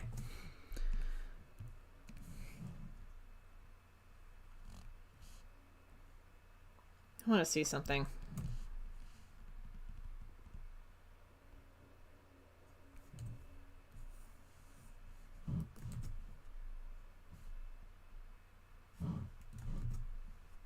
That didn't really change it how I thought it would.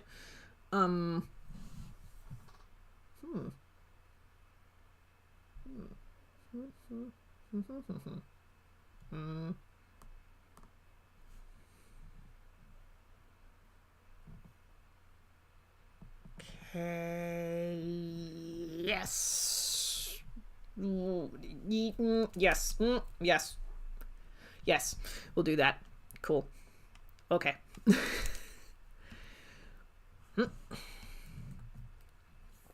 Okay. Oh! We should save for progress is what we should do. Huzzah! Okay, no new messages.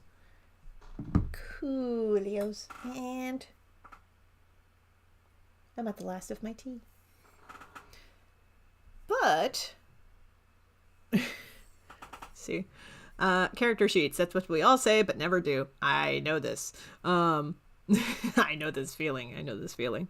Other chat comments. I've been telling myself to make character sheets for the past decade. Oh, I feel this. Why'd you have to call me out like that, bro?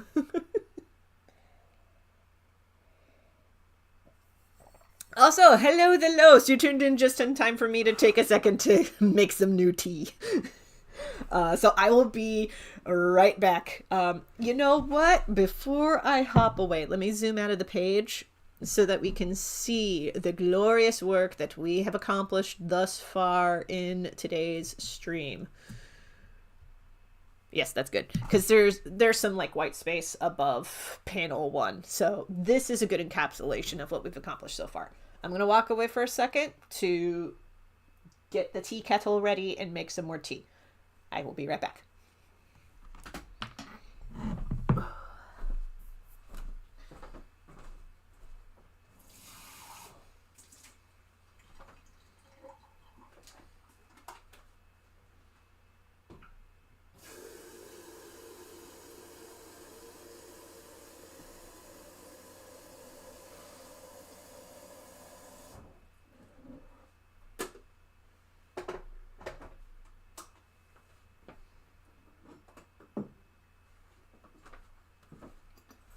I'm not going to serve tea out of this, but I do want to highlight this because this is my favorite teapot I have ever gotten.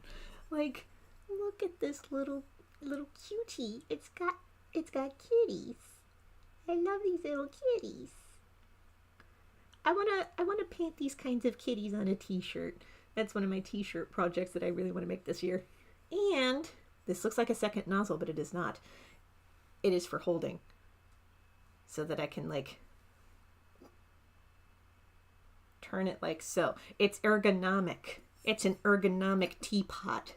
And I got this at J Avenue in Columbus, Ohio. And it's beautiful and I love it. It's so good. Like, it only really has enough for like 1 or maybe 2 cups of tea, but it's so good. I love it. Also, the lid has kitties. The lid has kitties. It's empty, so I can tilt it sideways, but the lid has kitties. It's so cute. Now, this did not come with teacups. It was just the teapot. But the teapot was worth it. It was so worth it. It was so good. Whoop. Okay. Such an Ohio thing to just be like, oh.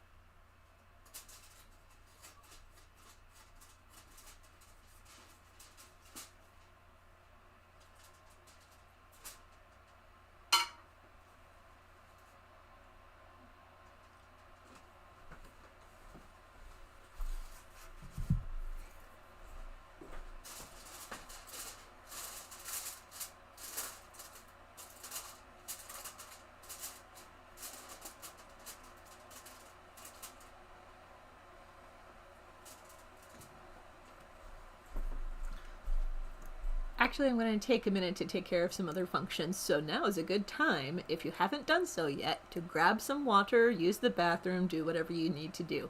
Get up and stretch. I will be right back.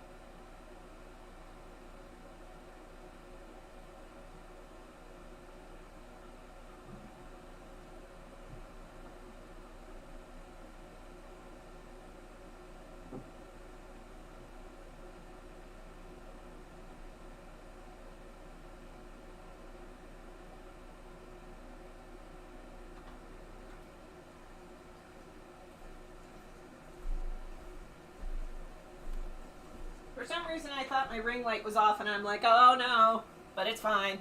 It's on. It's working.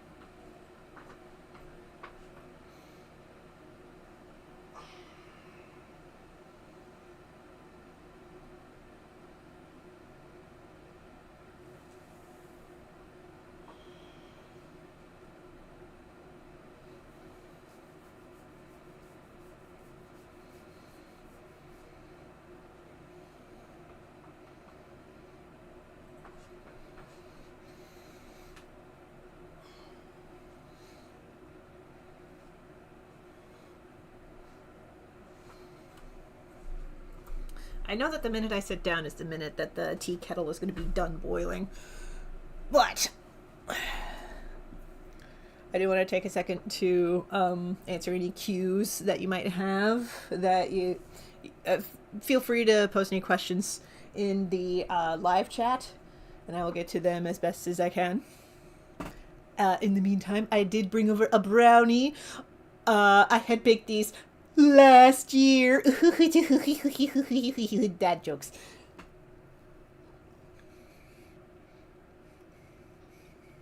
This turned out really good. I came up with this recipe idea. Brownies, chocolate frosting, Reese's Puffs on top of the chocolate frosting and the brownies. Honestly, I want that as my birthday cake this year. I want that to be my birthday cake this year.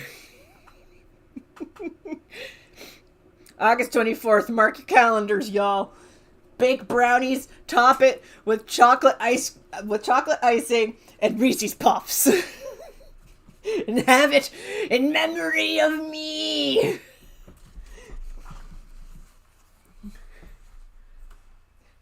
Now the tea kettle is done. Because of course it is.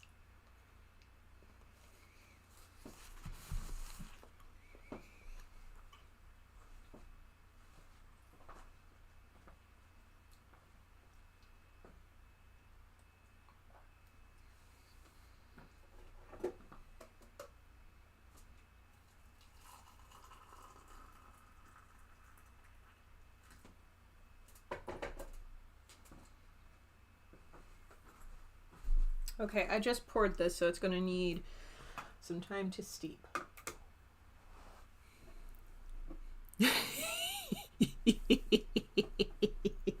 Catching up on comments. Good work. Good work. Oh. Alrighty. Okay. I might have mentioned this earlier in the stream, but I'll go ahead and mention it again now. One of the points of inspiration for that second panel in particular are some ghost towns I've come across whenever I've gone to New Mexico, particularly the Albuquerque and northwest corner of New Mexico. The northwest corner of New Mexico is where Navajo Nation and a few other Native American reservations kind of sit. And there are some old ghost towns and abandoned settlements around those places. And I use those as a point of inspiration for that middle panel in particular. Fun fact, Maliwe, where a good chunk of this story has taken place so far, was inspired by a mashup of Canyon de Chelly and Navajo Nation and Sky City at Acoma Pueblo. The buildings are more inspired by Acoma Pueblo. The actual, like, environs itself is inspired by Canyon de Chelly. In, I want to say Canyon de Chelly is in Arizona. It's in Navajo Nation. And Navajo Nation sits across, like, 3 or 4 different state lines. It's like... It's that corner that goes into New Mexico, Arizona, and a little bit of, I want to say Utah. I want to say that it's Utah. The state above Arizona. Yeah, that's Utah. Wow. This is Geography with Kelsey D. Crawford.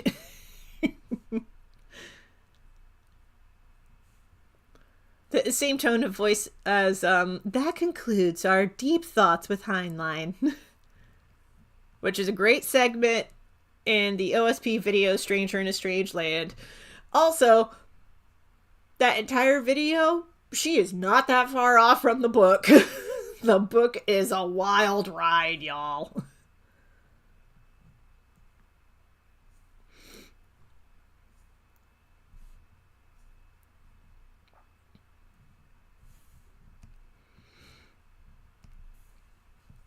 Okay. Now I'm going to freehand the, there's a technical term for the feather bits on the arrow, and I'm blanking on what the technical term is right now. It'll come back to me. Like a good boomerang. It'll come back to me. But in the meantime, I'm just going to draw them.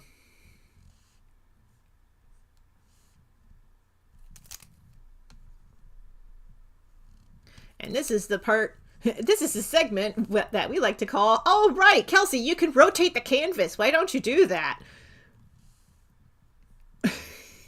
There we go. Fixed it. Those lines came out too thick.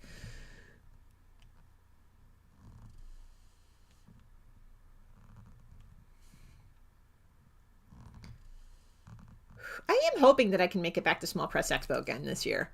Because I've been there twice, but both times that I have gone, I've been inspired every single time. Like, I come back jazzed to make comics again. And last year, particularly, was like, I was so jazzed to make stuff. In fact, the newest comic that I'm going to be, the newest book that I'm releasing on Crowdfunding next week was inspired by something that somebody said when I was at Small Press Expo last year.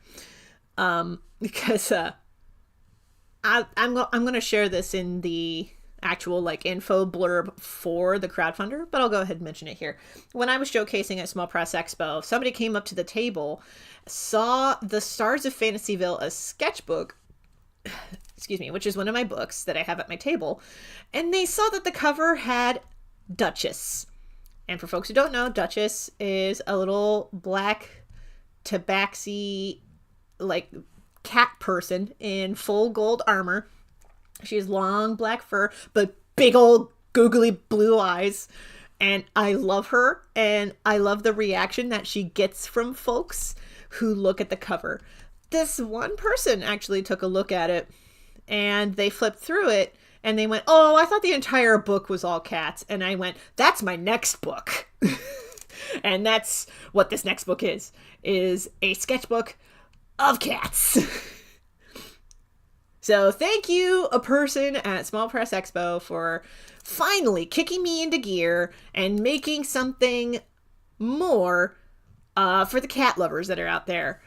While I do have Be Not a Purd, I also do recognize that there are some people who have some religious trauma. So yeah, because that was actually one of the reasons. One person wanted to get my Be Not a Purd keychain, but their partner was like, because religious trauma. Totally get it.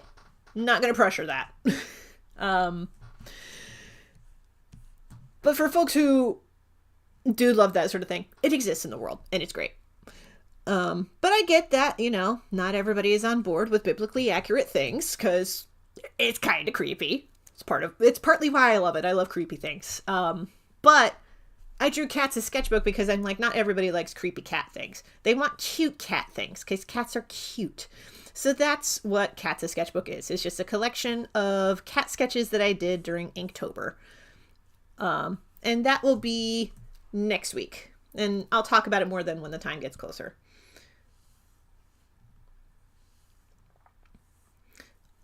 But there were a lot of other things that really got me in gear at Small Press Expo. I'm pretty sure my idea to do Dragon Ball Z characters in drag came from a brainworm that came in at Small Press Expo. I'm pretty sure that's where it came from, because that was an earworm that stayed with me for weeks. And I'm pretty sure that it was from Small Press Expo was where I picked that idea up. Oh, speaking of Dragon Ball, I will be doing a video showing I don't know if it'll be a time lapse or just a showing in progress thing of working on this thing, but eventually there will be a video showcasing completing the Frieza in drag pick that I started last year. I'm gonna keep making this joke. I think it's funny. But I also got the idea of doing an entire zine of Dragon Ball characters in drag. And one of the big reasons why is because, hey, I could do a panel about the actual queer aspects that are present in Dragon Ball and do that panel at Animarathon, which is one of the conventions that I was looking at attending this year. I am on the wait list for their Artist Alley, but full disclosure, I don't anticipate actually getting into Artist Alley. Who knows, though? Yeah. Oops, all cats. I know, right? A Dragon Ball idea? Thank you, the Los. A Dragon Ball idea. Oh, yeah, you also missed me mentioning Dragon Ball earlier in the stream.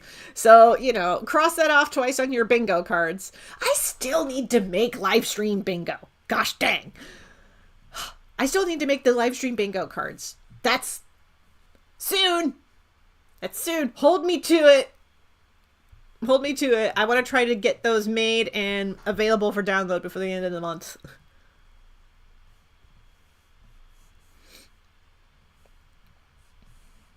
I'll put that on my Trello board. The Trello board is how I keep track of all the things that I do. It is the only reason things get done. I have a video on my channel talking about how I use Trello if you want to check that out. But, yeah, Trello's the only reason that anything gets done around here. Trello and Google Calendar. Those are my two tools that I use the most.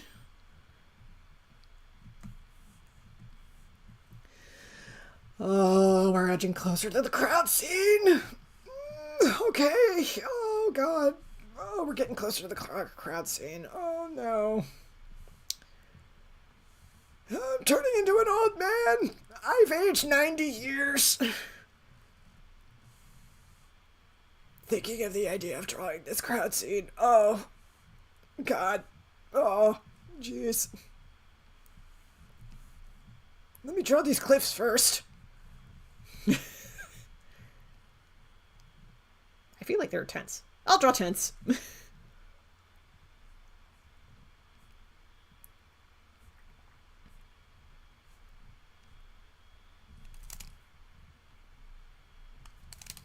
Tents and trees. Tents and trees and tents and trees and tents and trees and tents and trees and trees and tents and trees and tents. What do we win when we win live stream bingo? I'm gonna figure out a prize. I promise. I don't know what the prize will be yet, but I'll figure it out. If you have suggestions, feel free to throw some suggestions out there. I will put them in consideration.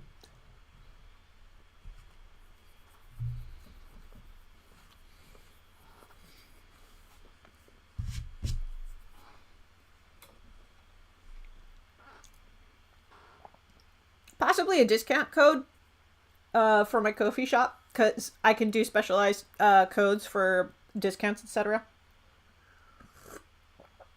Or like a free download of something with a special code, because I could do that too. Honestly, I'm so glad that I switched over from Patreon to Ko-fi, because Ko-fi is just so much more flexible with what I want to do.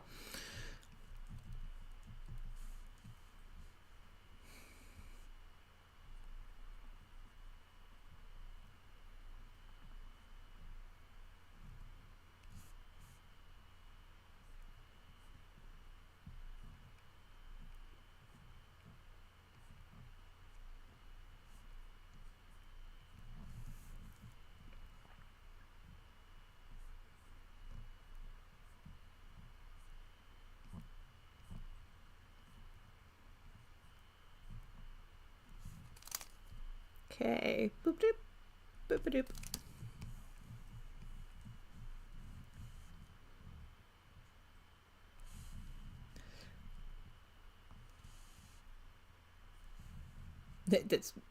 This segment, the return of this segment. Hey Kelsey, you can rotate the canvas. Remember, is brought to you by My Memory. My Memory. Oh crap! What was the triangle button for?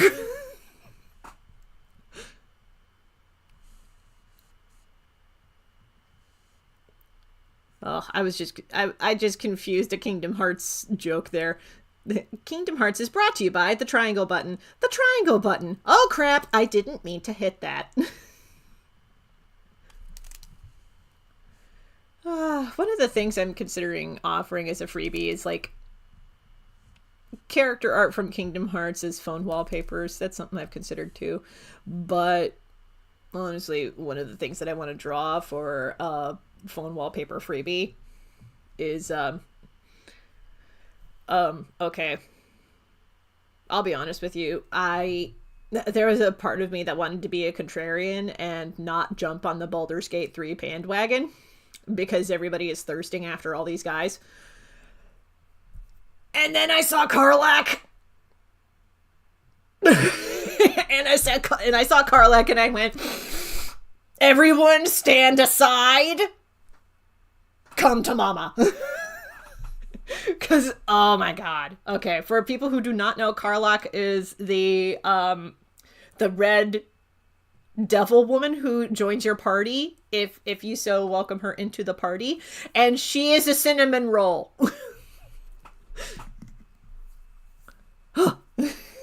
Like, oh crap, this is getting intense. Dad jokes all around. That should be incorporated into the live stream bingo. It's just dad jokes.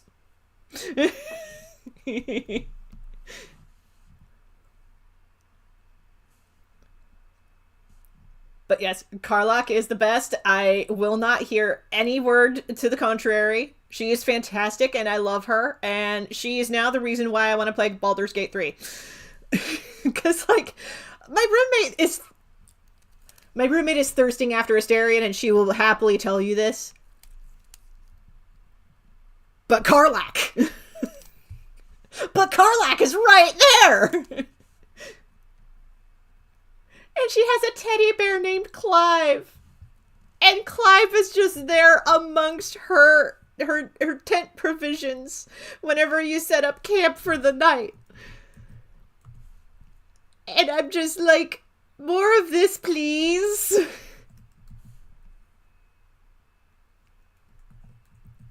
Also, am I cheating by doing this? No.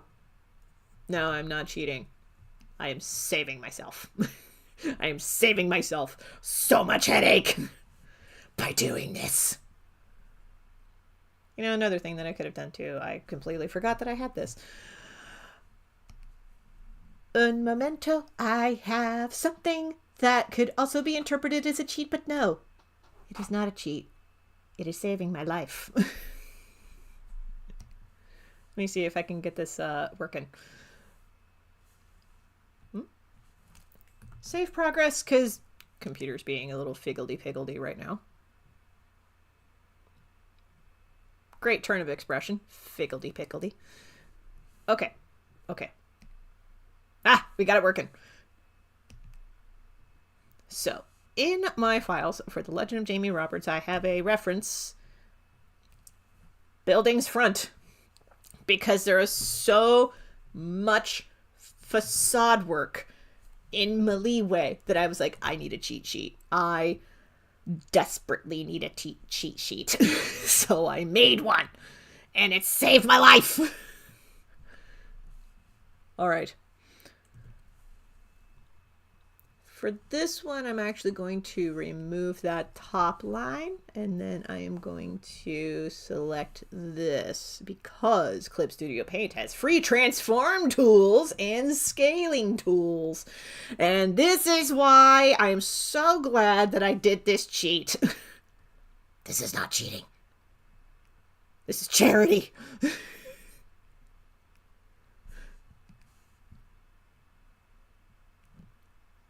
Okay.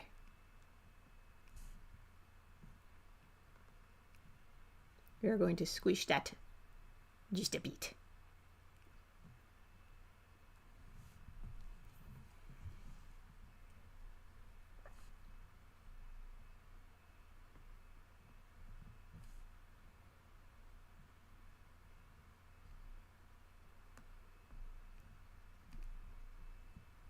Okay. Oh, thank God. This just saved me a lot of effort. And copy paste, move that forward just a smidge. Okay.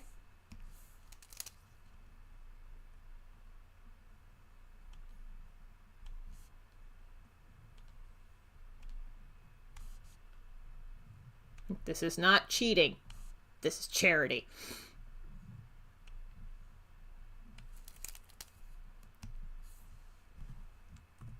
Okay.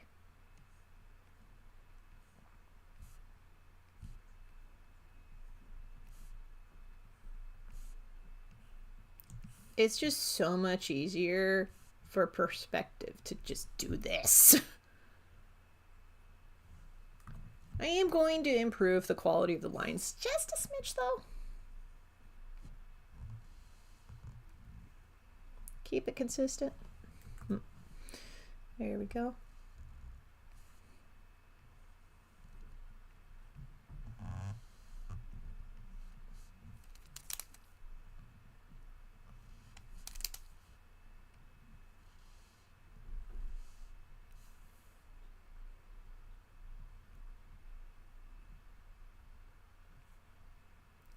This particular construction style is more inspired by Acoma Pueblo than anything else.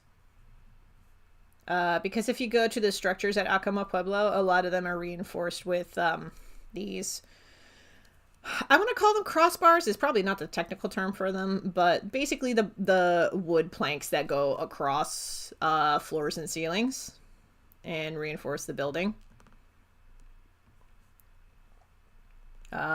Present in a lot of Acoma Pueblo culture, in the buildings that they build and among pueblos. Not so so much with not so much with Navajo people. The Navajo build their buildings differently, from what I've observed. But also, other point of inspiration, the buildings in Santa Fe. Santa Fe also incorporated a lot of structures like this, the wood bars, the wood crossbars poking out, kind of aesthetic. Yeah, that's kind of everywhere in Santa Fe, because that's the traditional building style there, and it's also part of their it's part of their city ordinances that you have to decorate your buildings like this.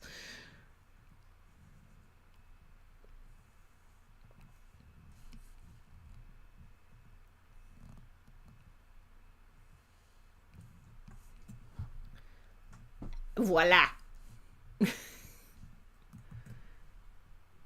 It's so much nicer to have a little cheat like that at your disposal.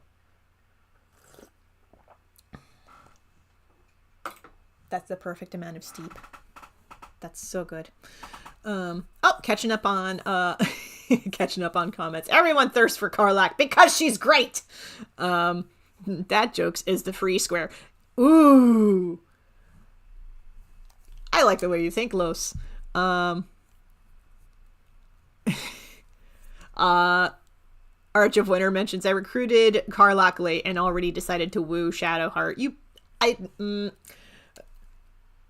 do you, bud. I was not thrilled about Shadowheart, but you do you, bud. To each their own. Too bad you can't romance multiple characters you meet in Act 1. Or from Act 1. Or recruit in Act 1. I don't know much about the romancing mechanics. I do know that there are some characters that are okay with polyamory, which is yay. Glad to hear that. Somebody made the meme.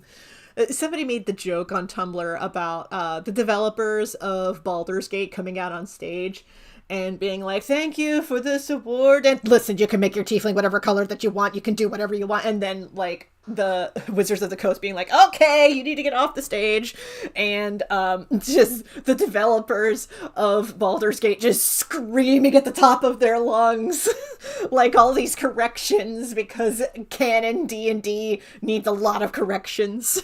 And everybody knows this.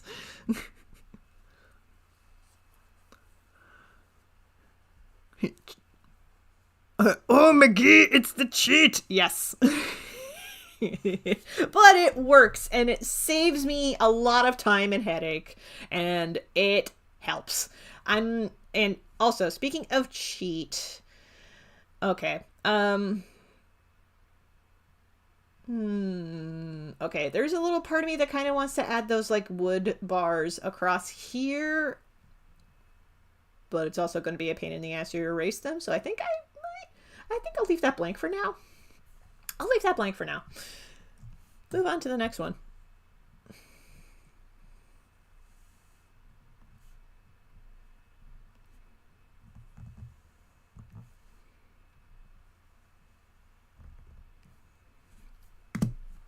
Un momento. I need my tea. Hold on.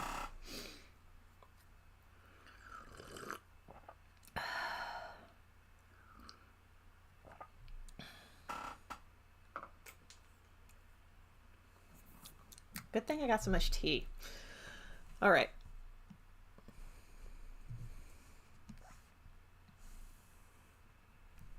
We're using this again.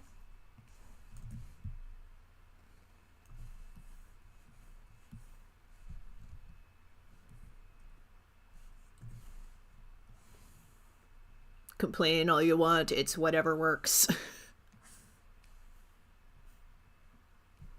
Okay. For this, it's a wider facade, so I'm probably going to do 2 across. Or even 3. Like, a 4 or 3 across. One of the 2. 3. Looking at it, 3. Okay. We're still working on this layer. So, okay.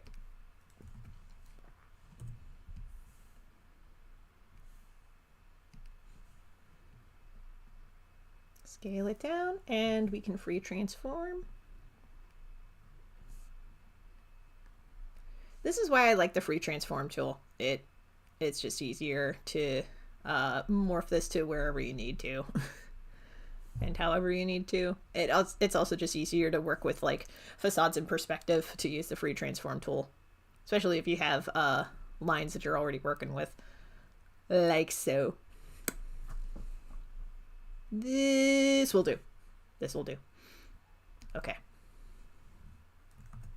Merge that down. And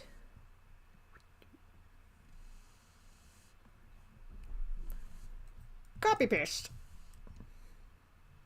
That's not how that worked. Copy paste. There we go.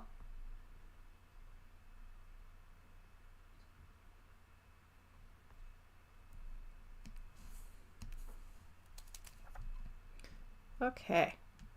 Okay, so here's the Earth. Eventually I'll figure out how to have like little intermission animations or whatever play for like tea breaks and whatnot. And also figure out how to have music play in the background. We'll get there. I'm learning. I'm still learning. Appreciate your patience as I'm on this learning journey, and thank you for joining me on it. Weird. I don't know why it did the transparent thing, but okay. Oh, let's bring that to a 10 point rather than a 20 point.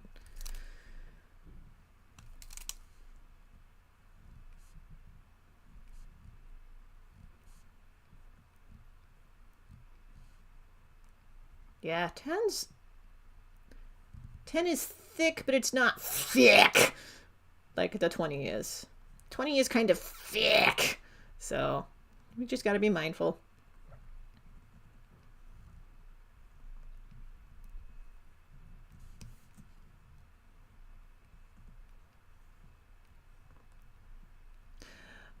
Thinking about fan art and Baldur's Gate, etc. Like, I understand working with the hot thing that's like on everybody's mind at the moment in the zeitgeist, but it's also like that can get tiring really fast, you know? Because that also kind of ties into the issue of the longevity of a piece.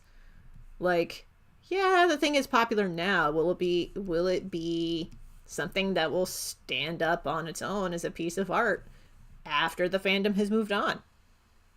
I think that's worth interrogating. Now, to be honest, there are some fandoms that make great stuff even after the thing has left like nerd public consciousness. Like, my guys, if you have not seen some of the Dragon Ball Z fan art that is out there, you got to see some of the Dragon Ball Z fan art that is out there. Like, there are like 3D model builds of some characters that I'm just like, this is insane and I love it.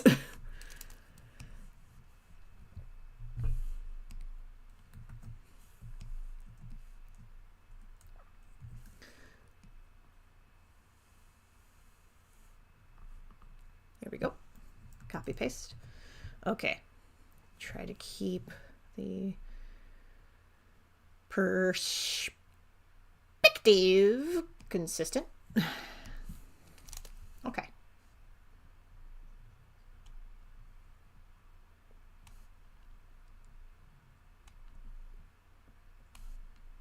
And I can already tell that there is some Baldur's Gate 3 fan art that will stand up after a long time. Particularly Babs Draws on Instagram. Oh my good golly, Mr. Molly, if you have not seen some of her artwork, prepare to die of thirst. my peeps. It's so good. I did also recently see a Baldur's Gate 3 animatic set to the Dracula musical that's off Broadway right now. I really need to see that off Broadway Dracula musical. It just looks so silly, but so fun.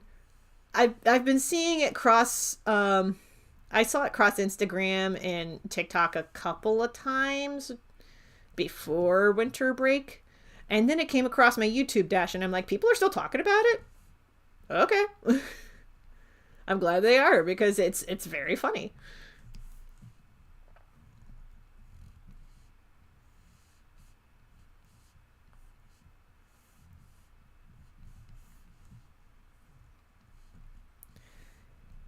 Yeah, the thing is I try not to do too much in the fan art department, because I'll be honest, there's a little part of me that's like, my tastes are old. Nobody's gonna want this. But I've been proven wrong in the past, so who knows? I do know that there will be more fan art from my end as like a freebie, like a phone wallpaper, or as desktop wallpapers. Like, I will happily do that sort of thing for fan art purposes, and have that available as like free downloads and whatnot. But like, I'm not sure that I would want to monetize it and put it on my desk, you know, or put it out on my table.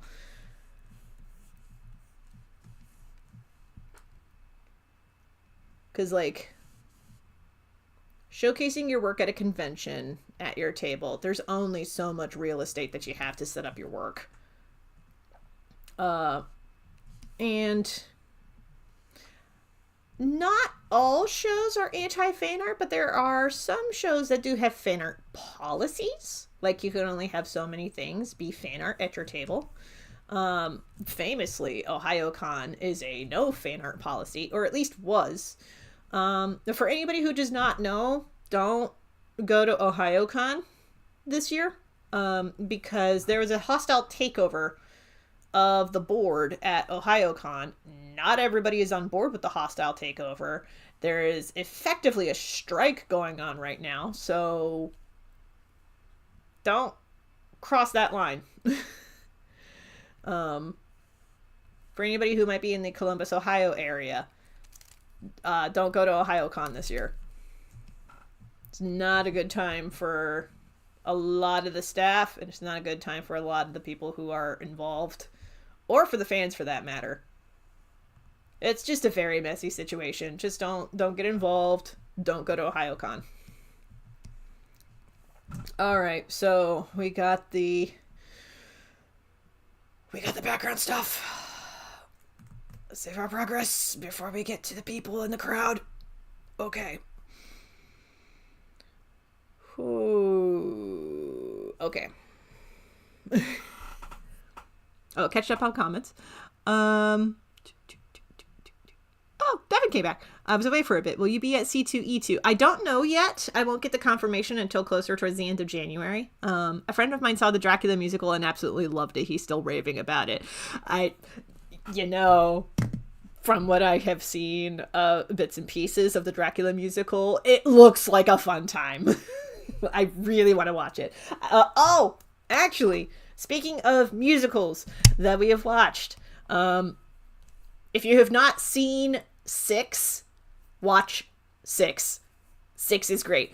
Arch of Winter actually went with me to see 6 when it stopped in Toledo on its Broadway circuit. Oh, okay. Because the premise of 6, if you haven't heard of this musical, is that 6 is about the 6 wives of Henry VIII, but they form a girl pop music band.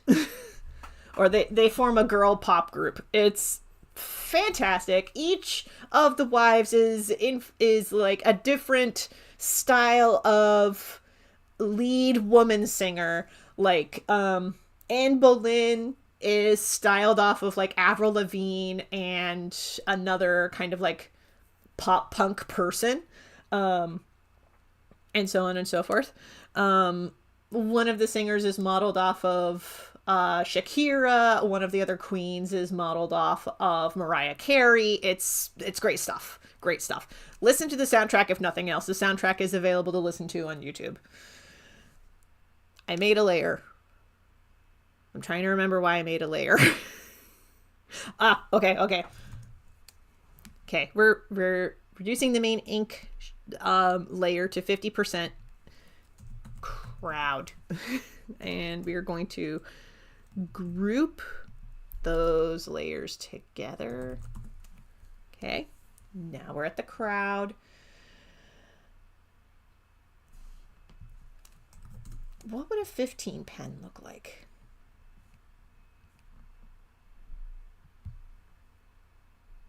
Let's bring it back down to 10.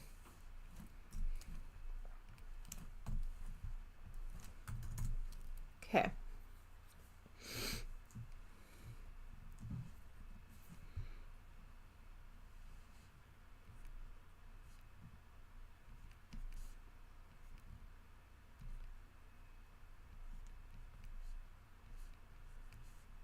By this point, I can draw the chief without having to look at its reference. I've drawn him so many times. That's kind of the goal when you draw comics characters so many times, is you want to get to a point where you can draw them over and over again without referencing the...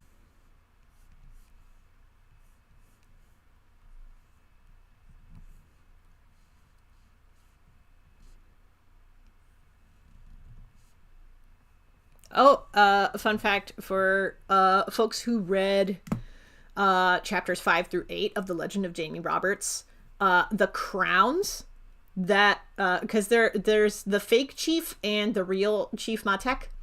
The crowns and the number of prongs that are on the crowns are actually an indicator of who is the fake and who is the real one. Because the fake wears a crown that has 5 prongs on it. The true chief wears a crown that has 7 prongs. 5 in Korith culture is an unlucky number, because 5 is the number of the Makta, because when Makta appear, they usually have 5 eyes on their bodies, or have something in the multiple of 5 present on their bodies. It's usually the eyes. So 5 is considered an unlucky number in Korith culture and is connected to the Makta.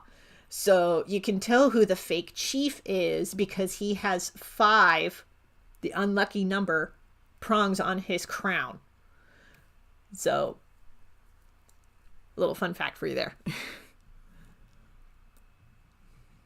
Oh, catching up on comments. 6 is great. Yes, it is.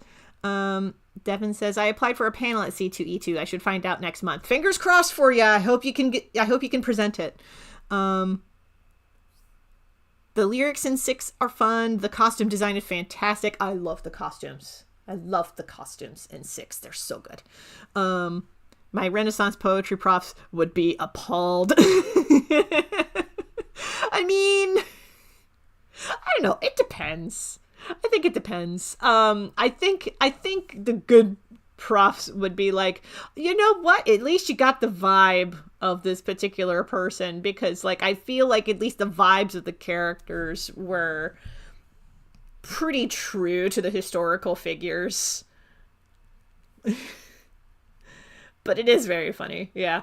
Now, but the thing is that I don't know if they would be like tickled or if they would be like J.R.R. Tolkien offended. Like Tolkien levels of offended when it comes to that sort of thing. Like I could imagine that the equivalent of a Tolkien in that field would be like, no.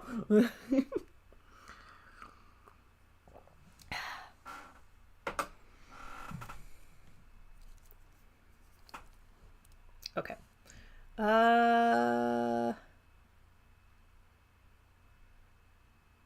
Yeah, he's gonna be in his crown.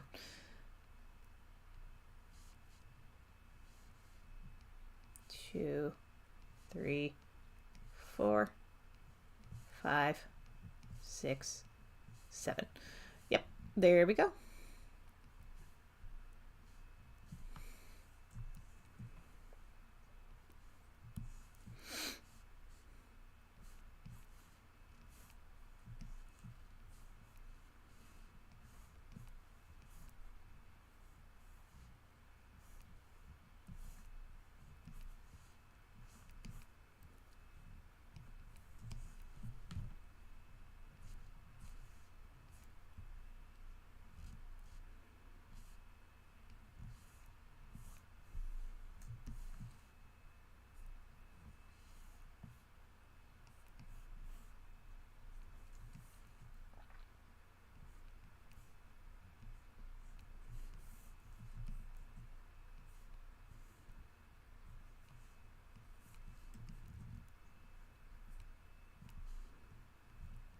Also, fun fact, the staffs that the Ragoons walk around with in The Legend of Jamie Roberts. This will also be in the lore book that I'm eventually putting together.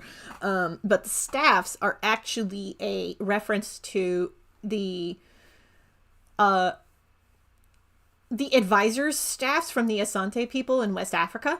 Because the staffs that the Asante people would have, or the Asante, depending on your persuasion, I suppose, but the staffs would have different toppers, and the toppers would change out depending on the kind of like subtle coding that the advisor wants to give to the king in a particular conversation. They're kind of like silent signals, as it were. So like a rooster would mean something, a pig would mean something, a deer or an antelope would mean something different, that sort of thing. And I thought that was cool, and I was inspired by that and the Chihuahua figures in, I do not remember the name of this particular culture, but the Chihuahua figures are a reference to the antelope that would run across fields and plant seeds. But the way that the Chihuahua figures were sculpted and carved made me go, it could look like dragons if you squint. And I decided to combine the kind of aesthetic of the Chihuahua figures and the Asante staffs and make them into the staff markers that the Ragoon kings would walk around with. The Ragoon kings and queens. They would walk around with these staffs, and the head of the staff references their dragon form. And the form of their particular dragon head whenever they take that shape. So Matek's staff has a different head shape than Basho's. So, fun fact for you there. And that's going to be in the lore book that will eventually come out. I don't know when it's going to come out yet. The closer that I get to releasing it, I will keep you posted. But I do fully intend on making a lore book because there's a lot of lore that went into this comic. And it can't all fit in just the back of a behind the scenes section of each volume. There's just so much. There's so much that goes into these. Oh my gosh.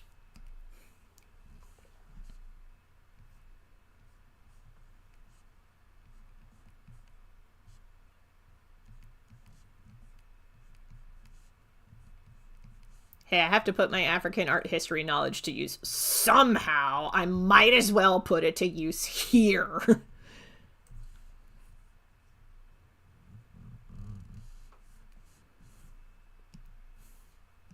We're going to free transform that, and we're going to shrink that down just a squeeze. Yeah. That's better. It was a little big there at first. Okay.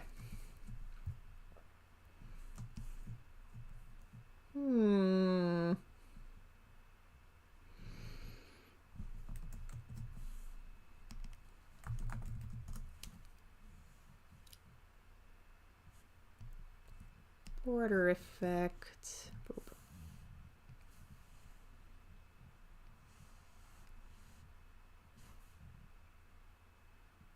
That didn't work. Hold on. Okay.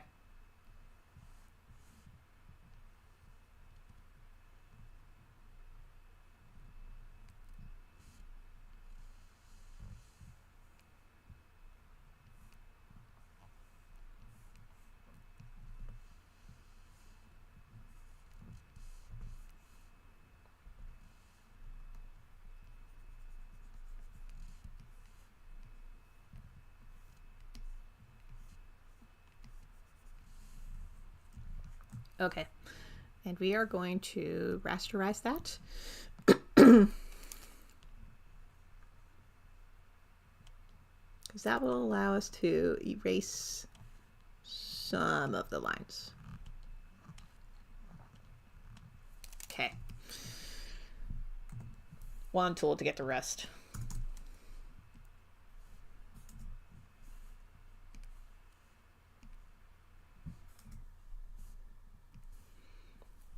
Hold on a sec. Oh my gosh. You know, I might have to actually wrap the stream up just because I'm tired of talking. Because I've been talking a lot. Okay, here we go. But we got the general staff head shape done, so that's something.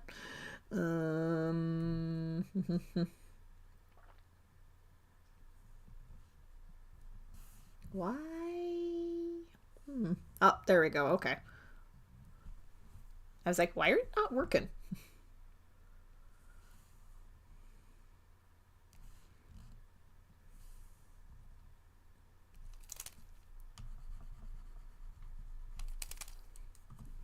Shrink that a bit. There we go. Okay, that's at least Chief Moktek inked in. Huzzah. Okay, AGA next. Trying to think of what she would be like wearing as her like farewell, because you know, formalities and such.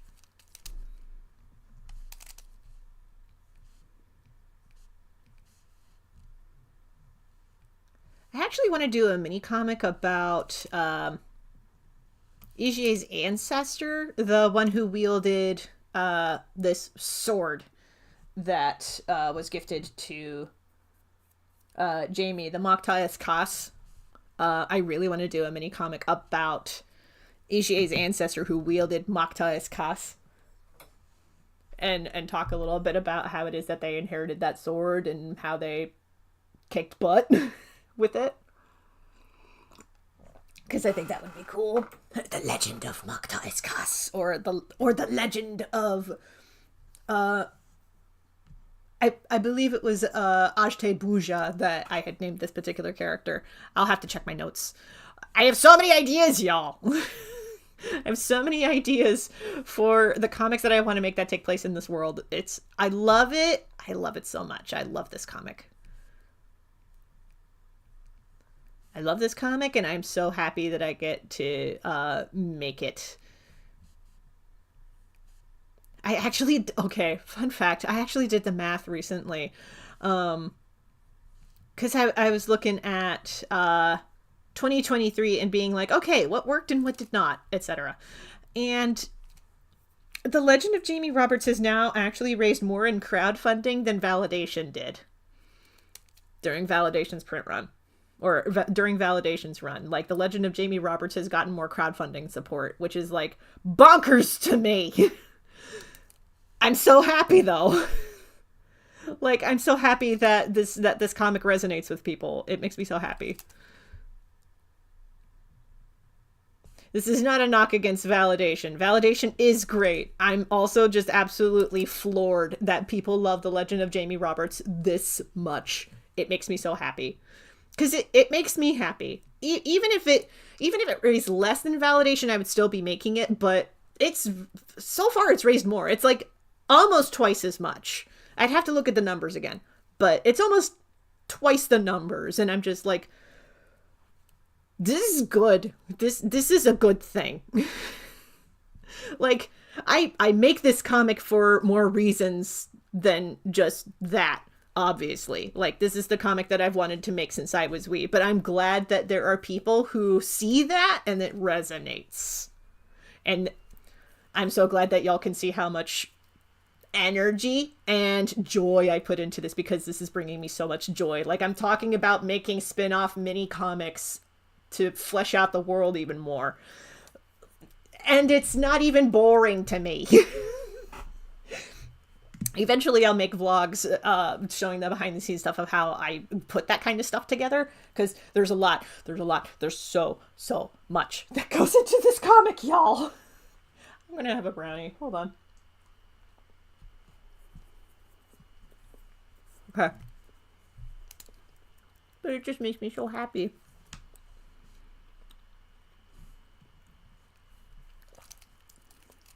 Makes me so happy to work on this comic, and I'm so glad that it resonates with people.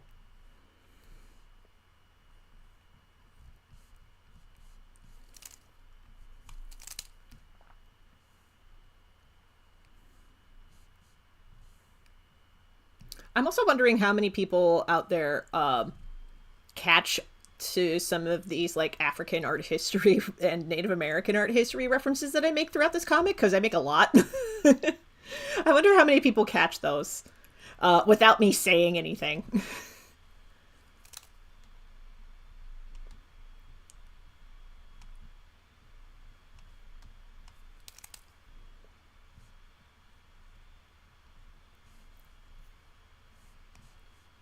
Because, I mean, y'all are smart.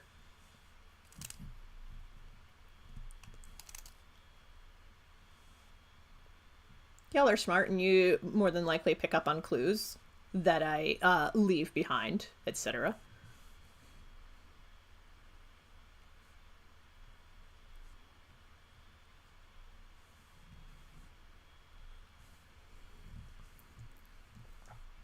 Okay.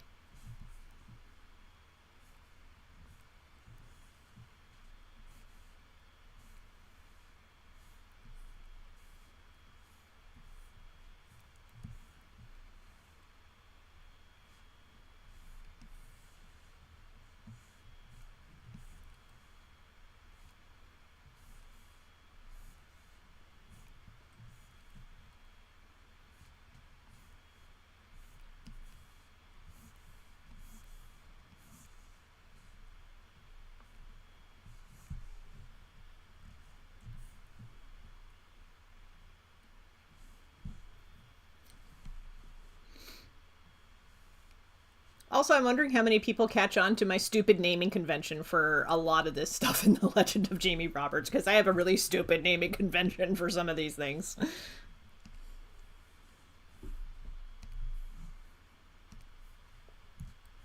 I definitely pulled an Akira Toriyama with some of the names for this series.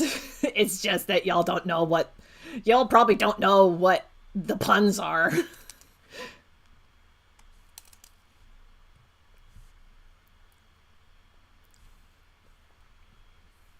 Full disclosure, Basho's name was picked not necessarily as a pun, but he is a reference to the traditional Japanese poet. Or at least his name is. I don't think the actual real life Basho poet was a dragon in disguise. I'm not saying that. Would not be surprised if he were, though. Just gonna throw that out there.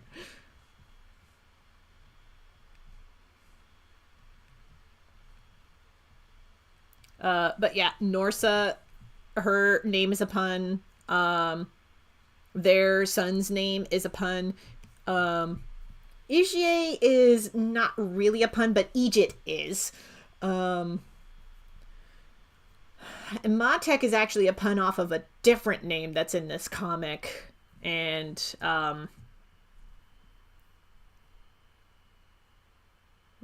okay, a lot of the city names are puns off of things. I will say that.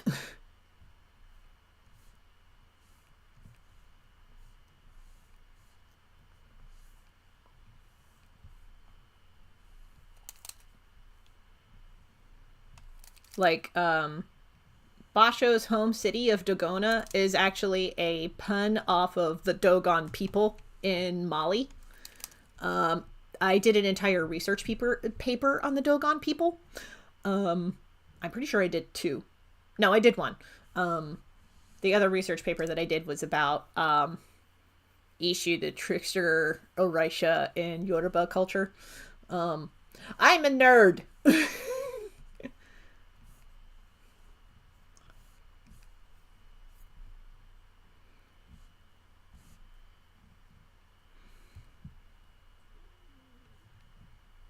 But hey, I get to incorporate some of my favorite things about African and Native American art history and history in general into this comic. Because if you're going to make a comic, make it about the things that you like.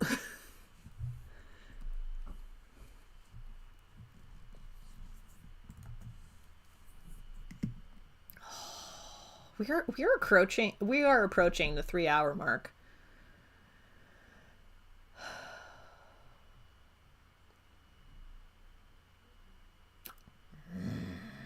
there's a little, okay, there's a little part of me that kind of wants to stream until I get this entire crowd scene done, but considering that it's taking me this long to ink everything in,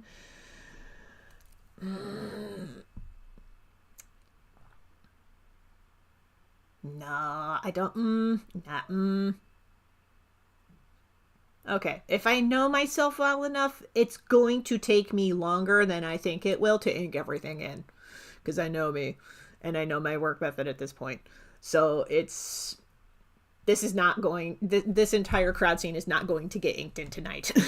It's just not. I know me well enough by this point, and I'm not going to force myself to do it, especially since it's like almost 9 o'clock and I still need to eat dinner. I will, however, finish Igie. I will finish Igie before the stream is over. I'll at least do that much for you. I'm doing this for you.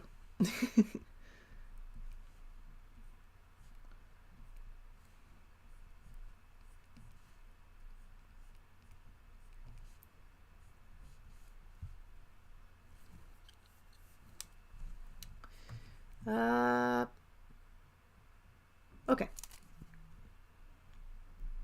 We'll leave that. Hold on.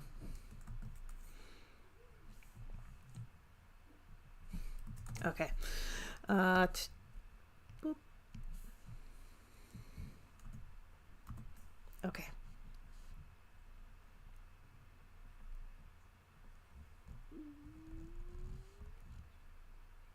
Oh, that's a tangent. Okay.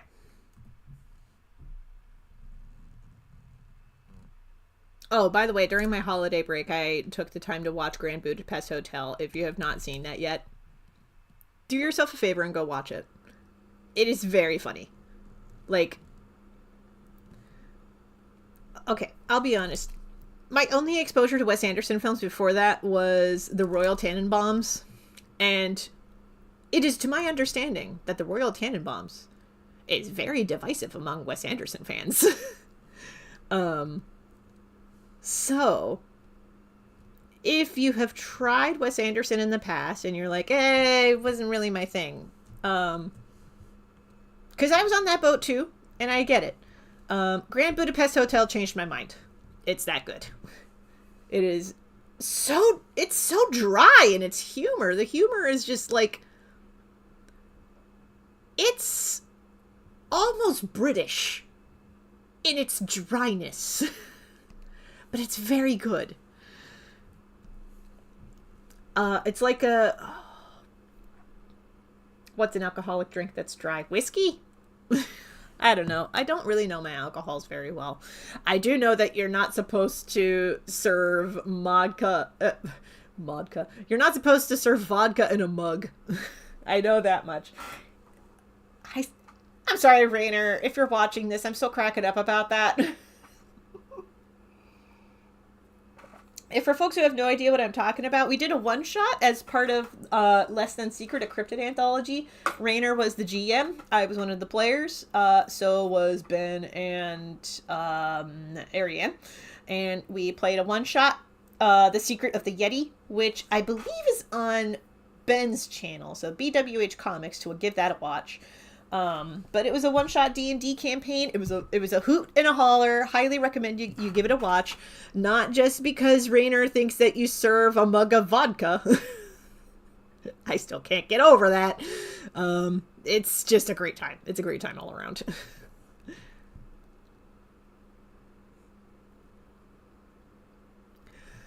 Okay, that'll do.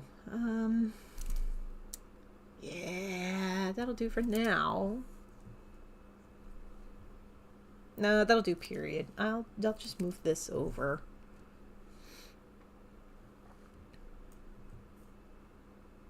Something I've considered doing is getting into actual play stuff, or like recordings of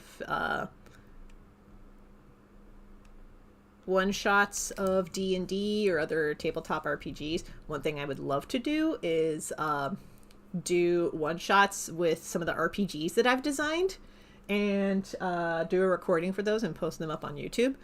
I would love to do that sort of thing. because I've designed 2 RPGs actually. Because I figured I'd dip my toes into it and give it a try. How hard can it be? And it turns out it's tricky. Also, I've only play tested 1 game.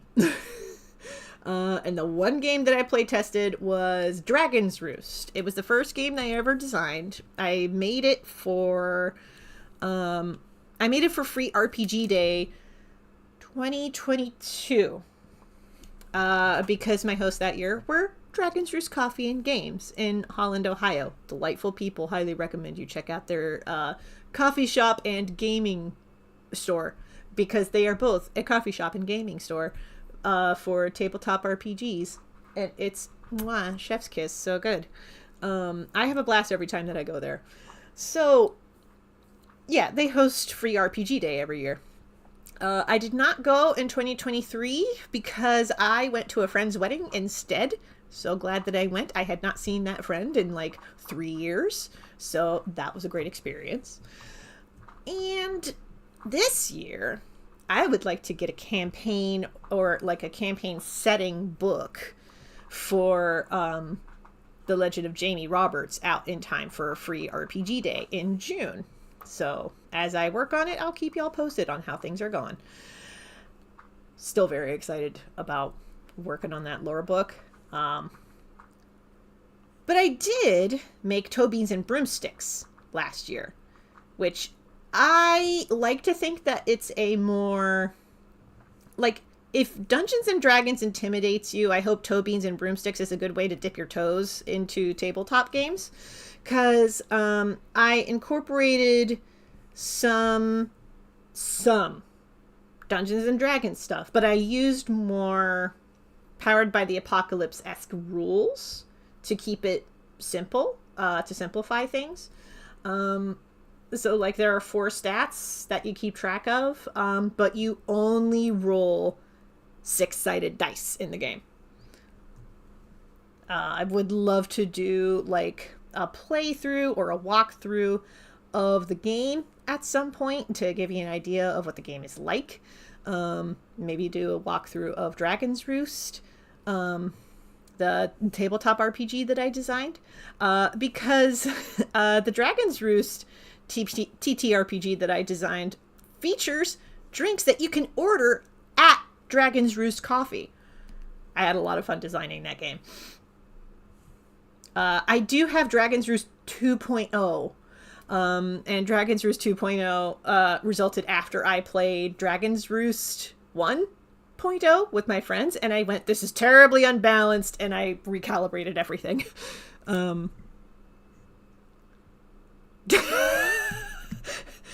Okay, Arch of Winter, I hate to break this to you because you asked, does dry humor imply that there is wet humor?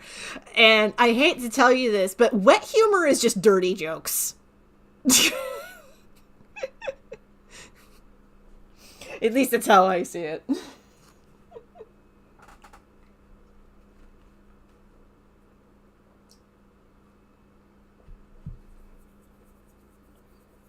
But that's where my mind first goes to when I see wet. That or mermaids.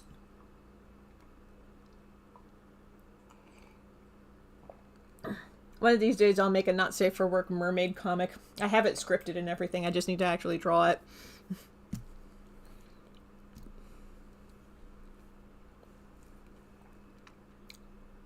Okay.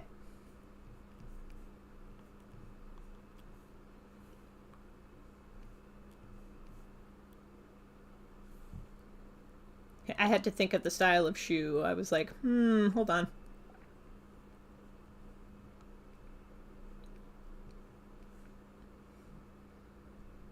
Here we go. Simple, but it works.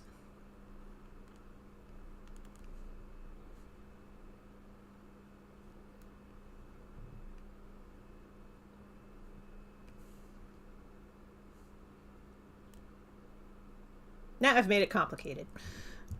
Okay.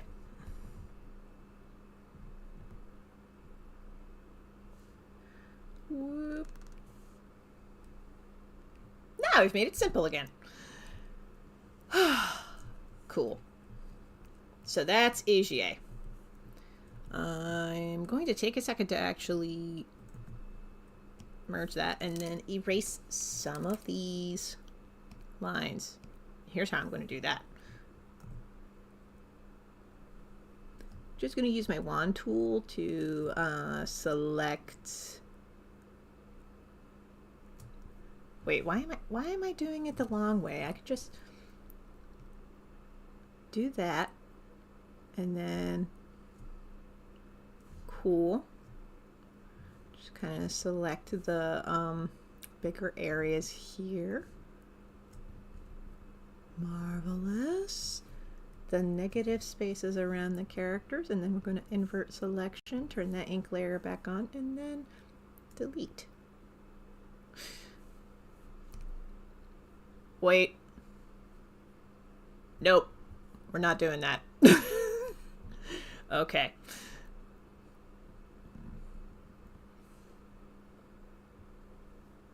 Wait. Why? Because Y's usually redo.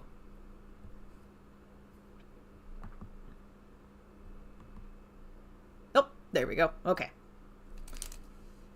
So it's selected again. Can I? Yes! Okay, cool. We're just going to use the eraser tool and erase the lines. Because just deleting did something we did not want to do. So we're just going to use the eraser and do it that way. This was something that I did on a past page of The Legend of Jamie Roberts, and I did not realize it until I got to the coloring stage and went, oh no, I have to ink the page all over again. So I'm saving myself the trouble now. And I undid what I did. Cool. We have simplified it, and now that. Cool. Okay. Turn that pencil layer back on, and that's all I've got for now. That crowd is going to take longer than I anticipate it to ink in. And we are already at like 9 o'clock as of this recording. So we're just going to wrap it up here for the live stream. That, and also I'm tired of talking. Alrighty. So I talked a lot this stream about stuff happening in 2024. So I'll try to hit some of the key things in the next couple of days, but here's what to keep an eye out for in the next week and a half. Because this much I know for sure.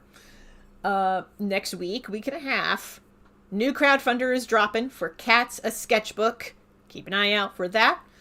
New phone wallpapers for download are coming to my email newsletter. Peeps, sign up for my email newsletter in the link in the description or at kelseydcrawford.com. If you would like to subscribe, I highly recommend you subscribe if you haven't at this point, because one, my chat functions on live streams are going to be subscriber only moving forward. So join in on that experience. Also, by subscribing, you get to see my regular YouTube schedule, which is new shorts Mondays, Wednesdays, new streams Tuesdays, Thursdays, new videos on Fridays. I do have a video coming out on Friday, so keep an eye out for that. So, yes, I appreciate that everybody in the chat is just like, go eat dinner. Thank you. And I'm like, yes, we will get there. Thank you so much. So be sure to do the YouTube things. Subscribe. Hit the like button if you liked this stream. This was a long one as far as comparing it to past live streams. So I hope you enjoyed it, because we've been here for a little while. Give it a like if you liked it. Give me a subscribe to stay tuned for more live streams, shorts, and videos. And be sure to hit notifications so that you know when I go live. Because it was kind of quiet when I first launched it, so I'm glad that folks showed up as time went on. Thank you everybody who came in to the chat and hung out with me. Thank you to everybody who lurked while I worked. I appreciate you, even if you did not participate in the chat. I appreciate you lurking while I was working, because that all helps.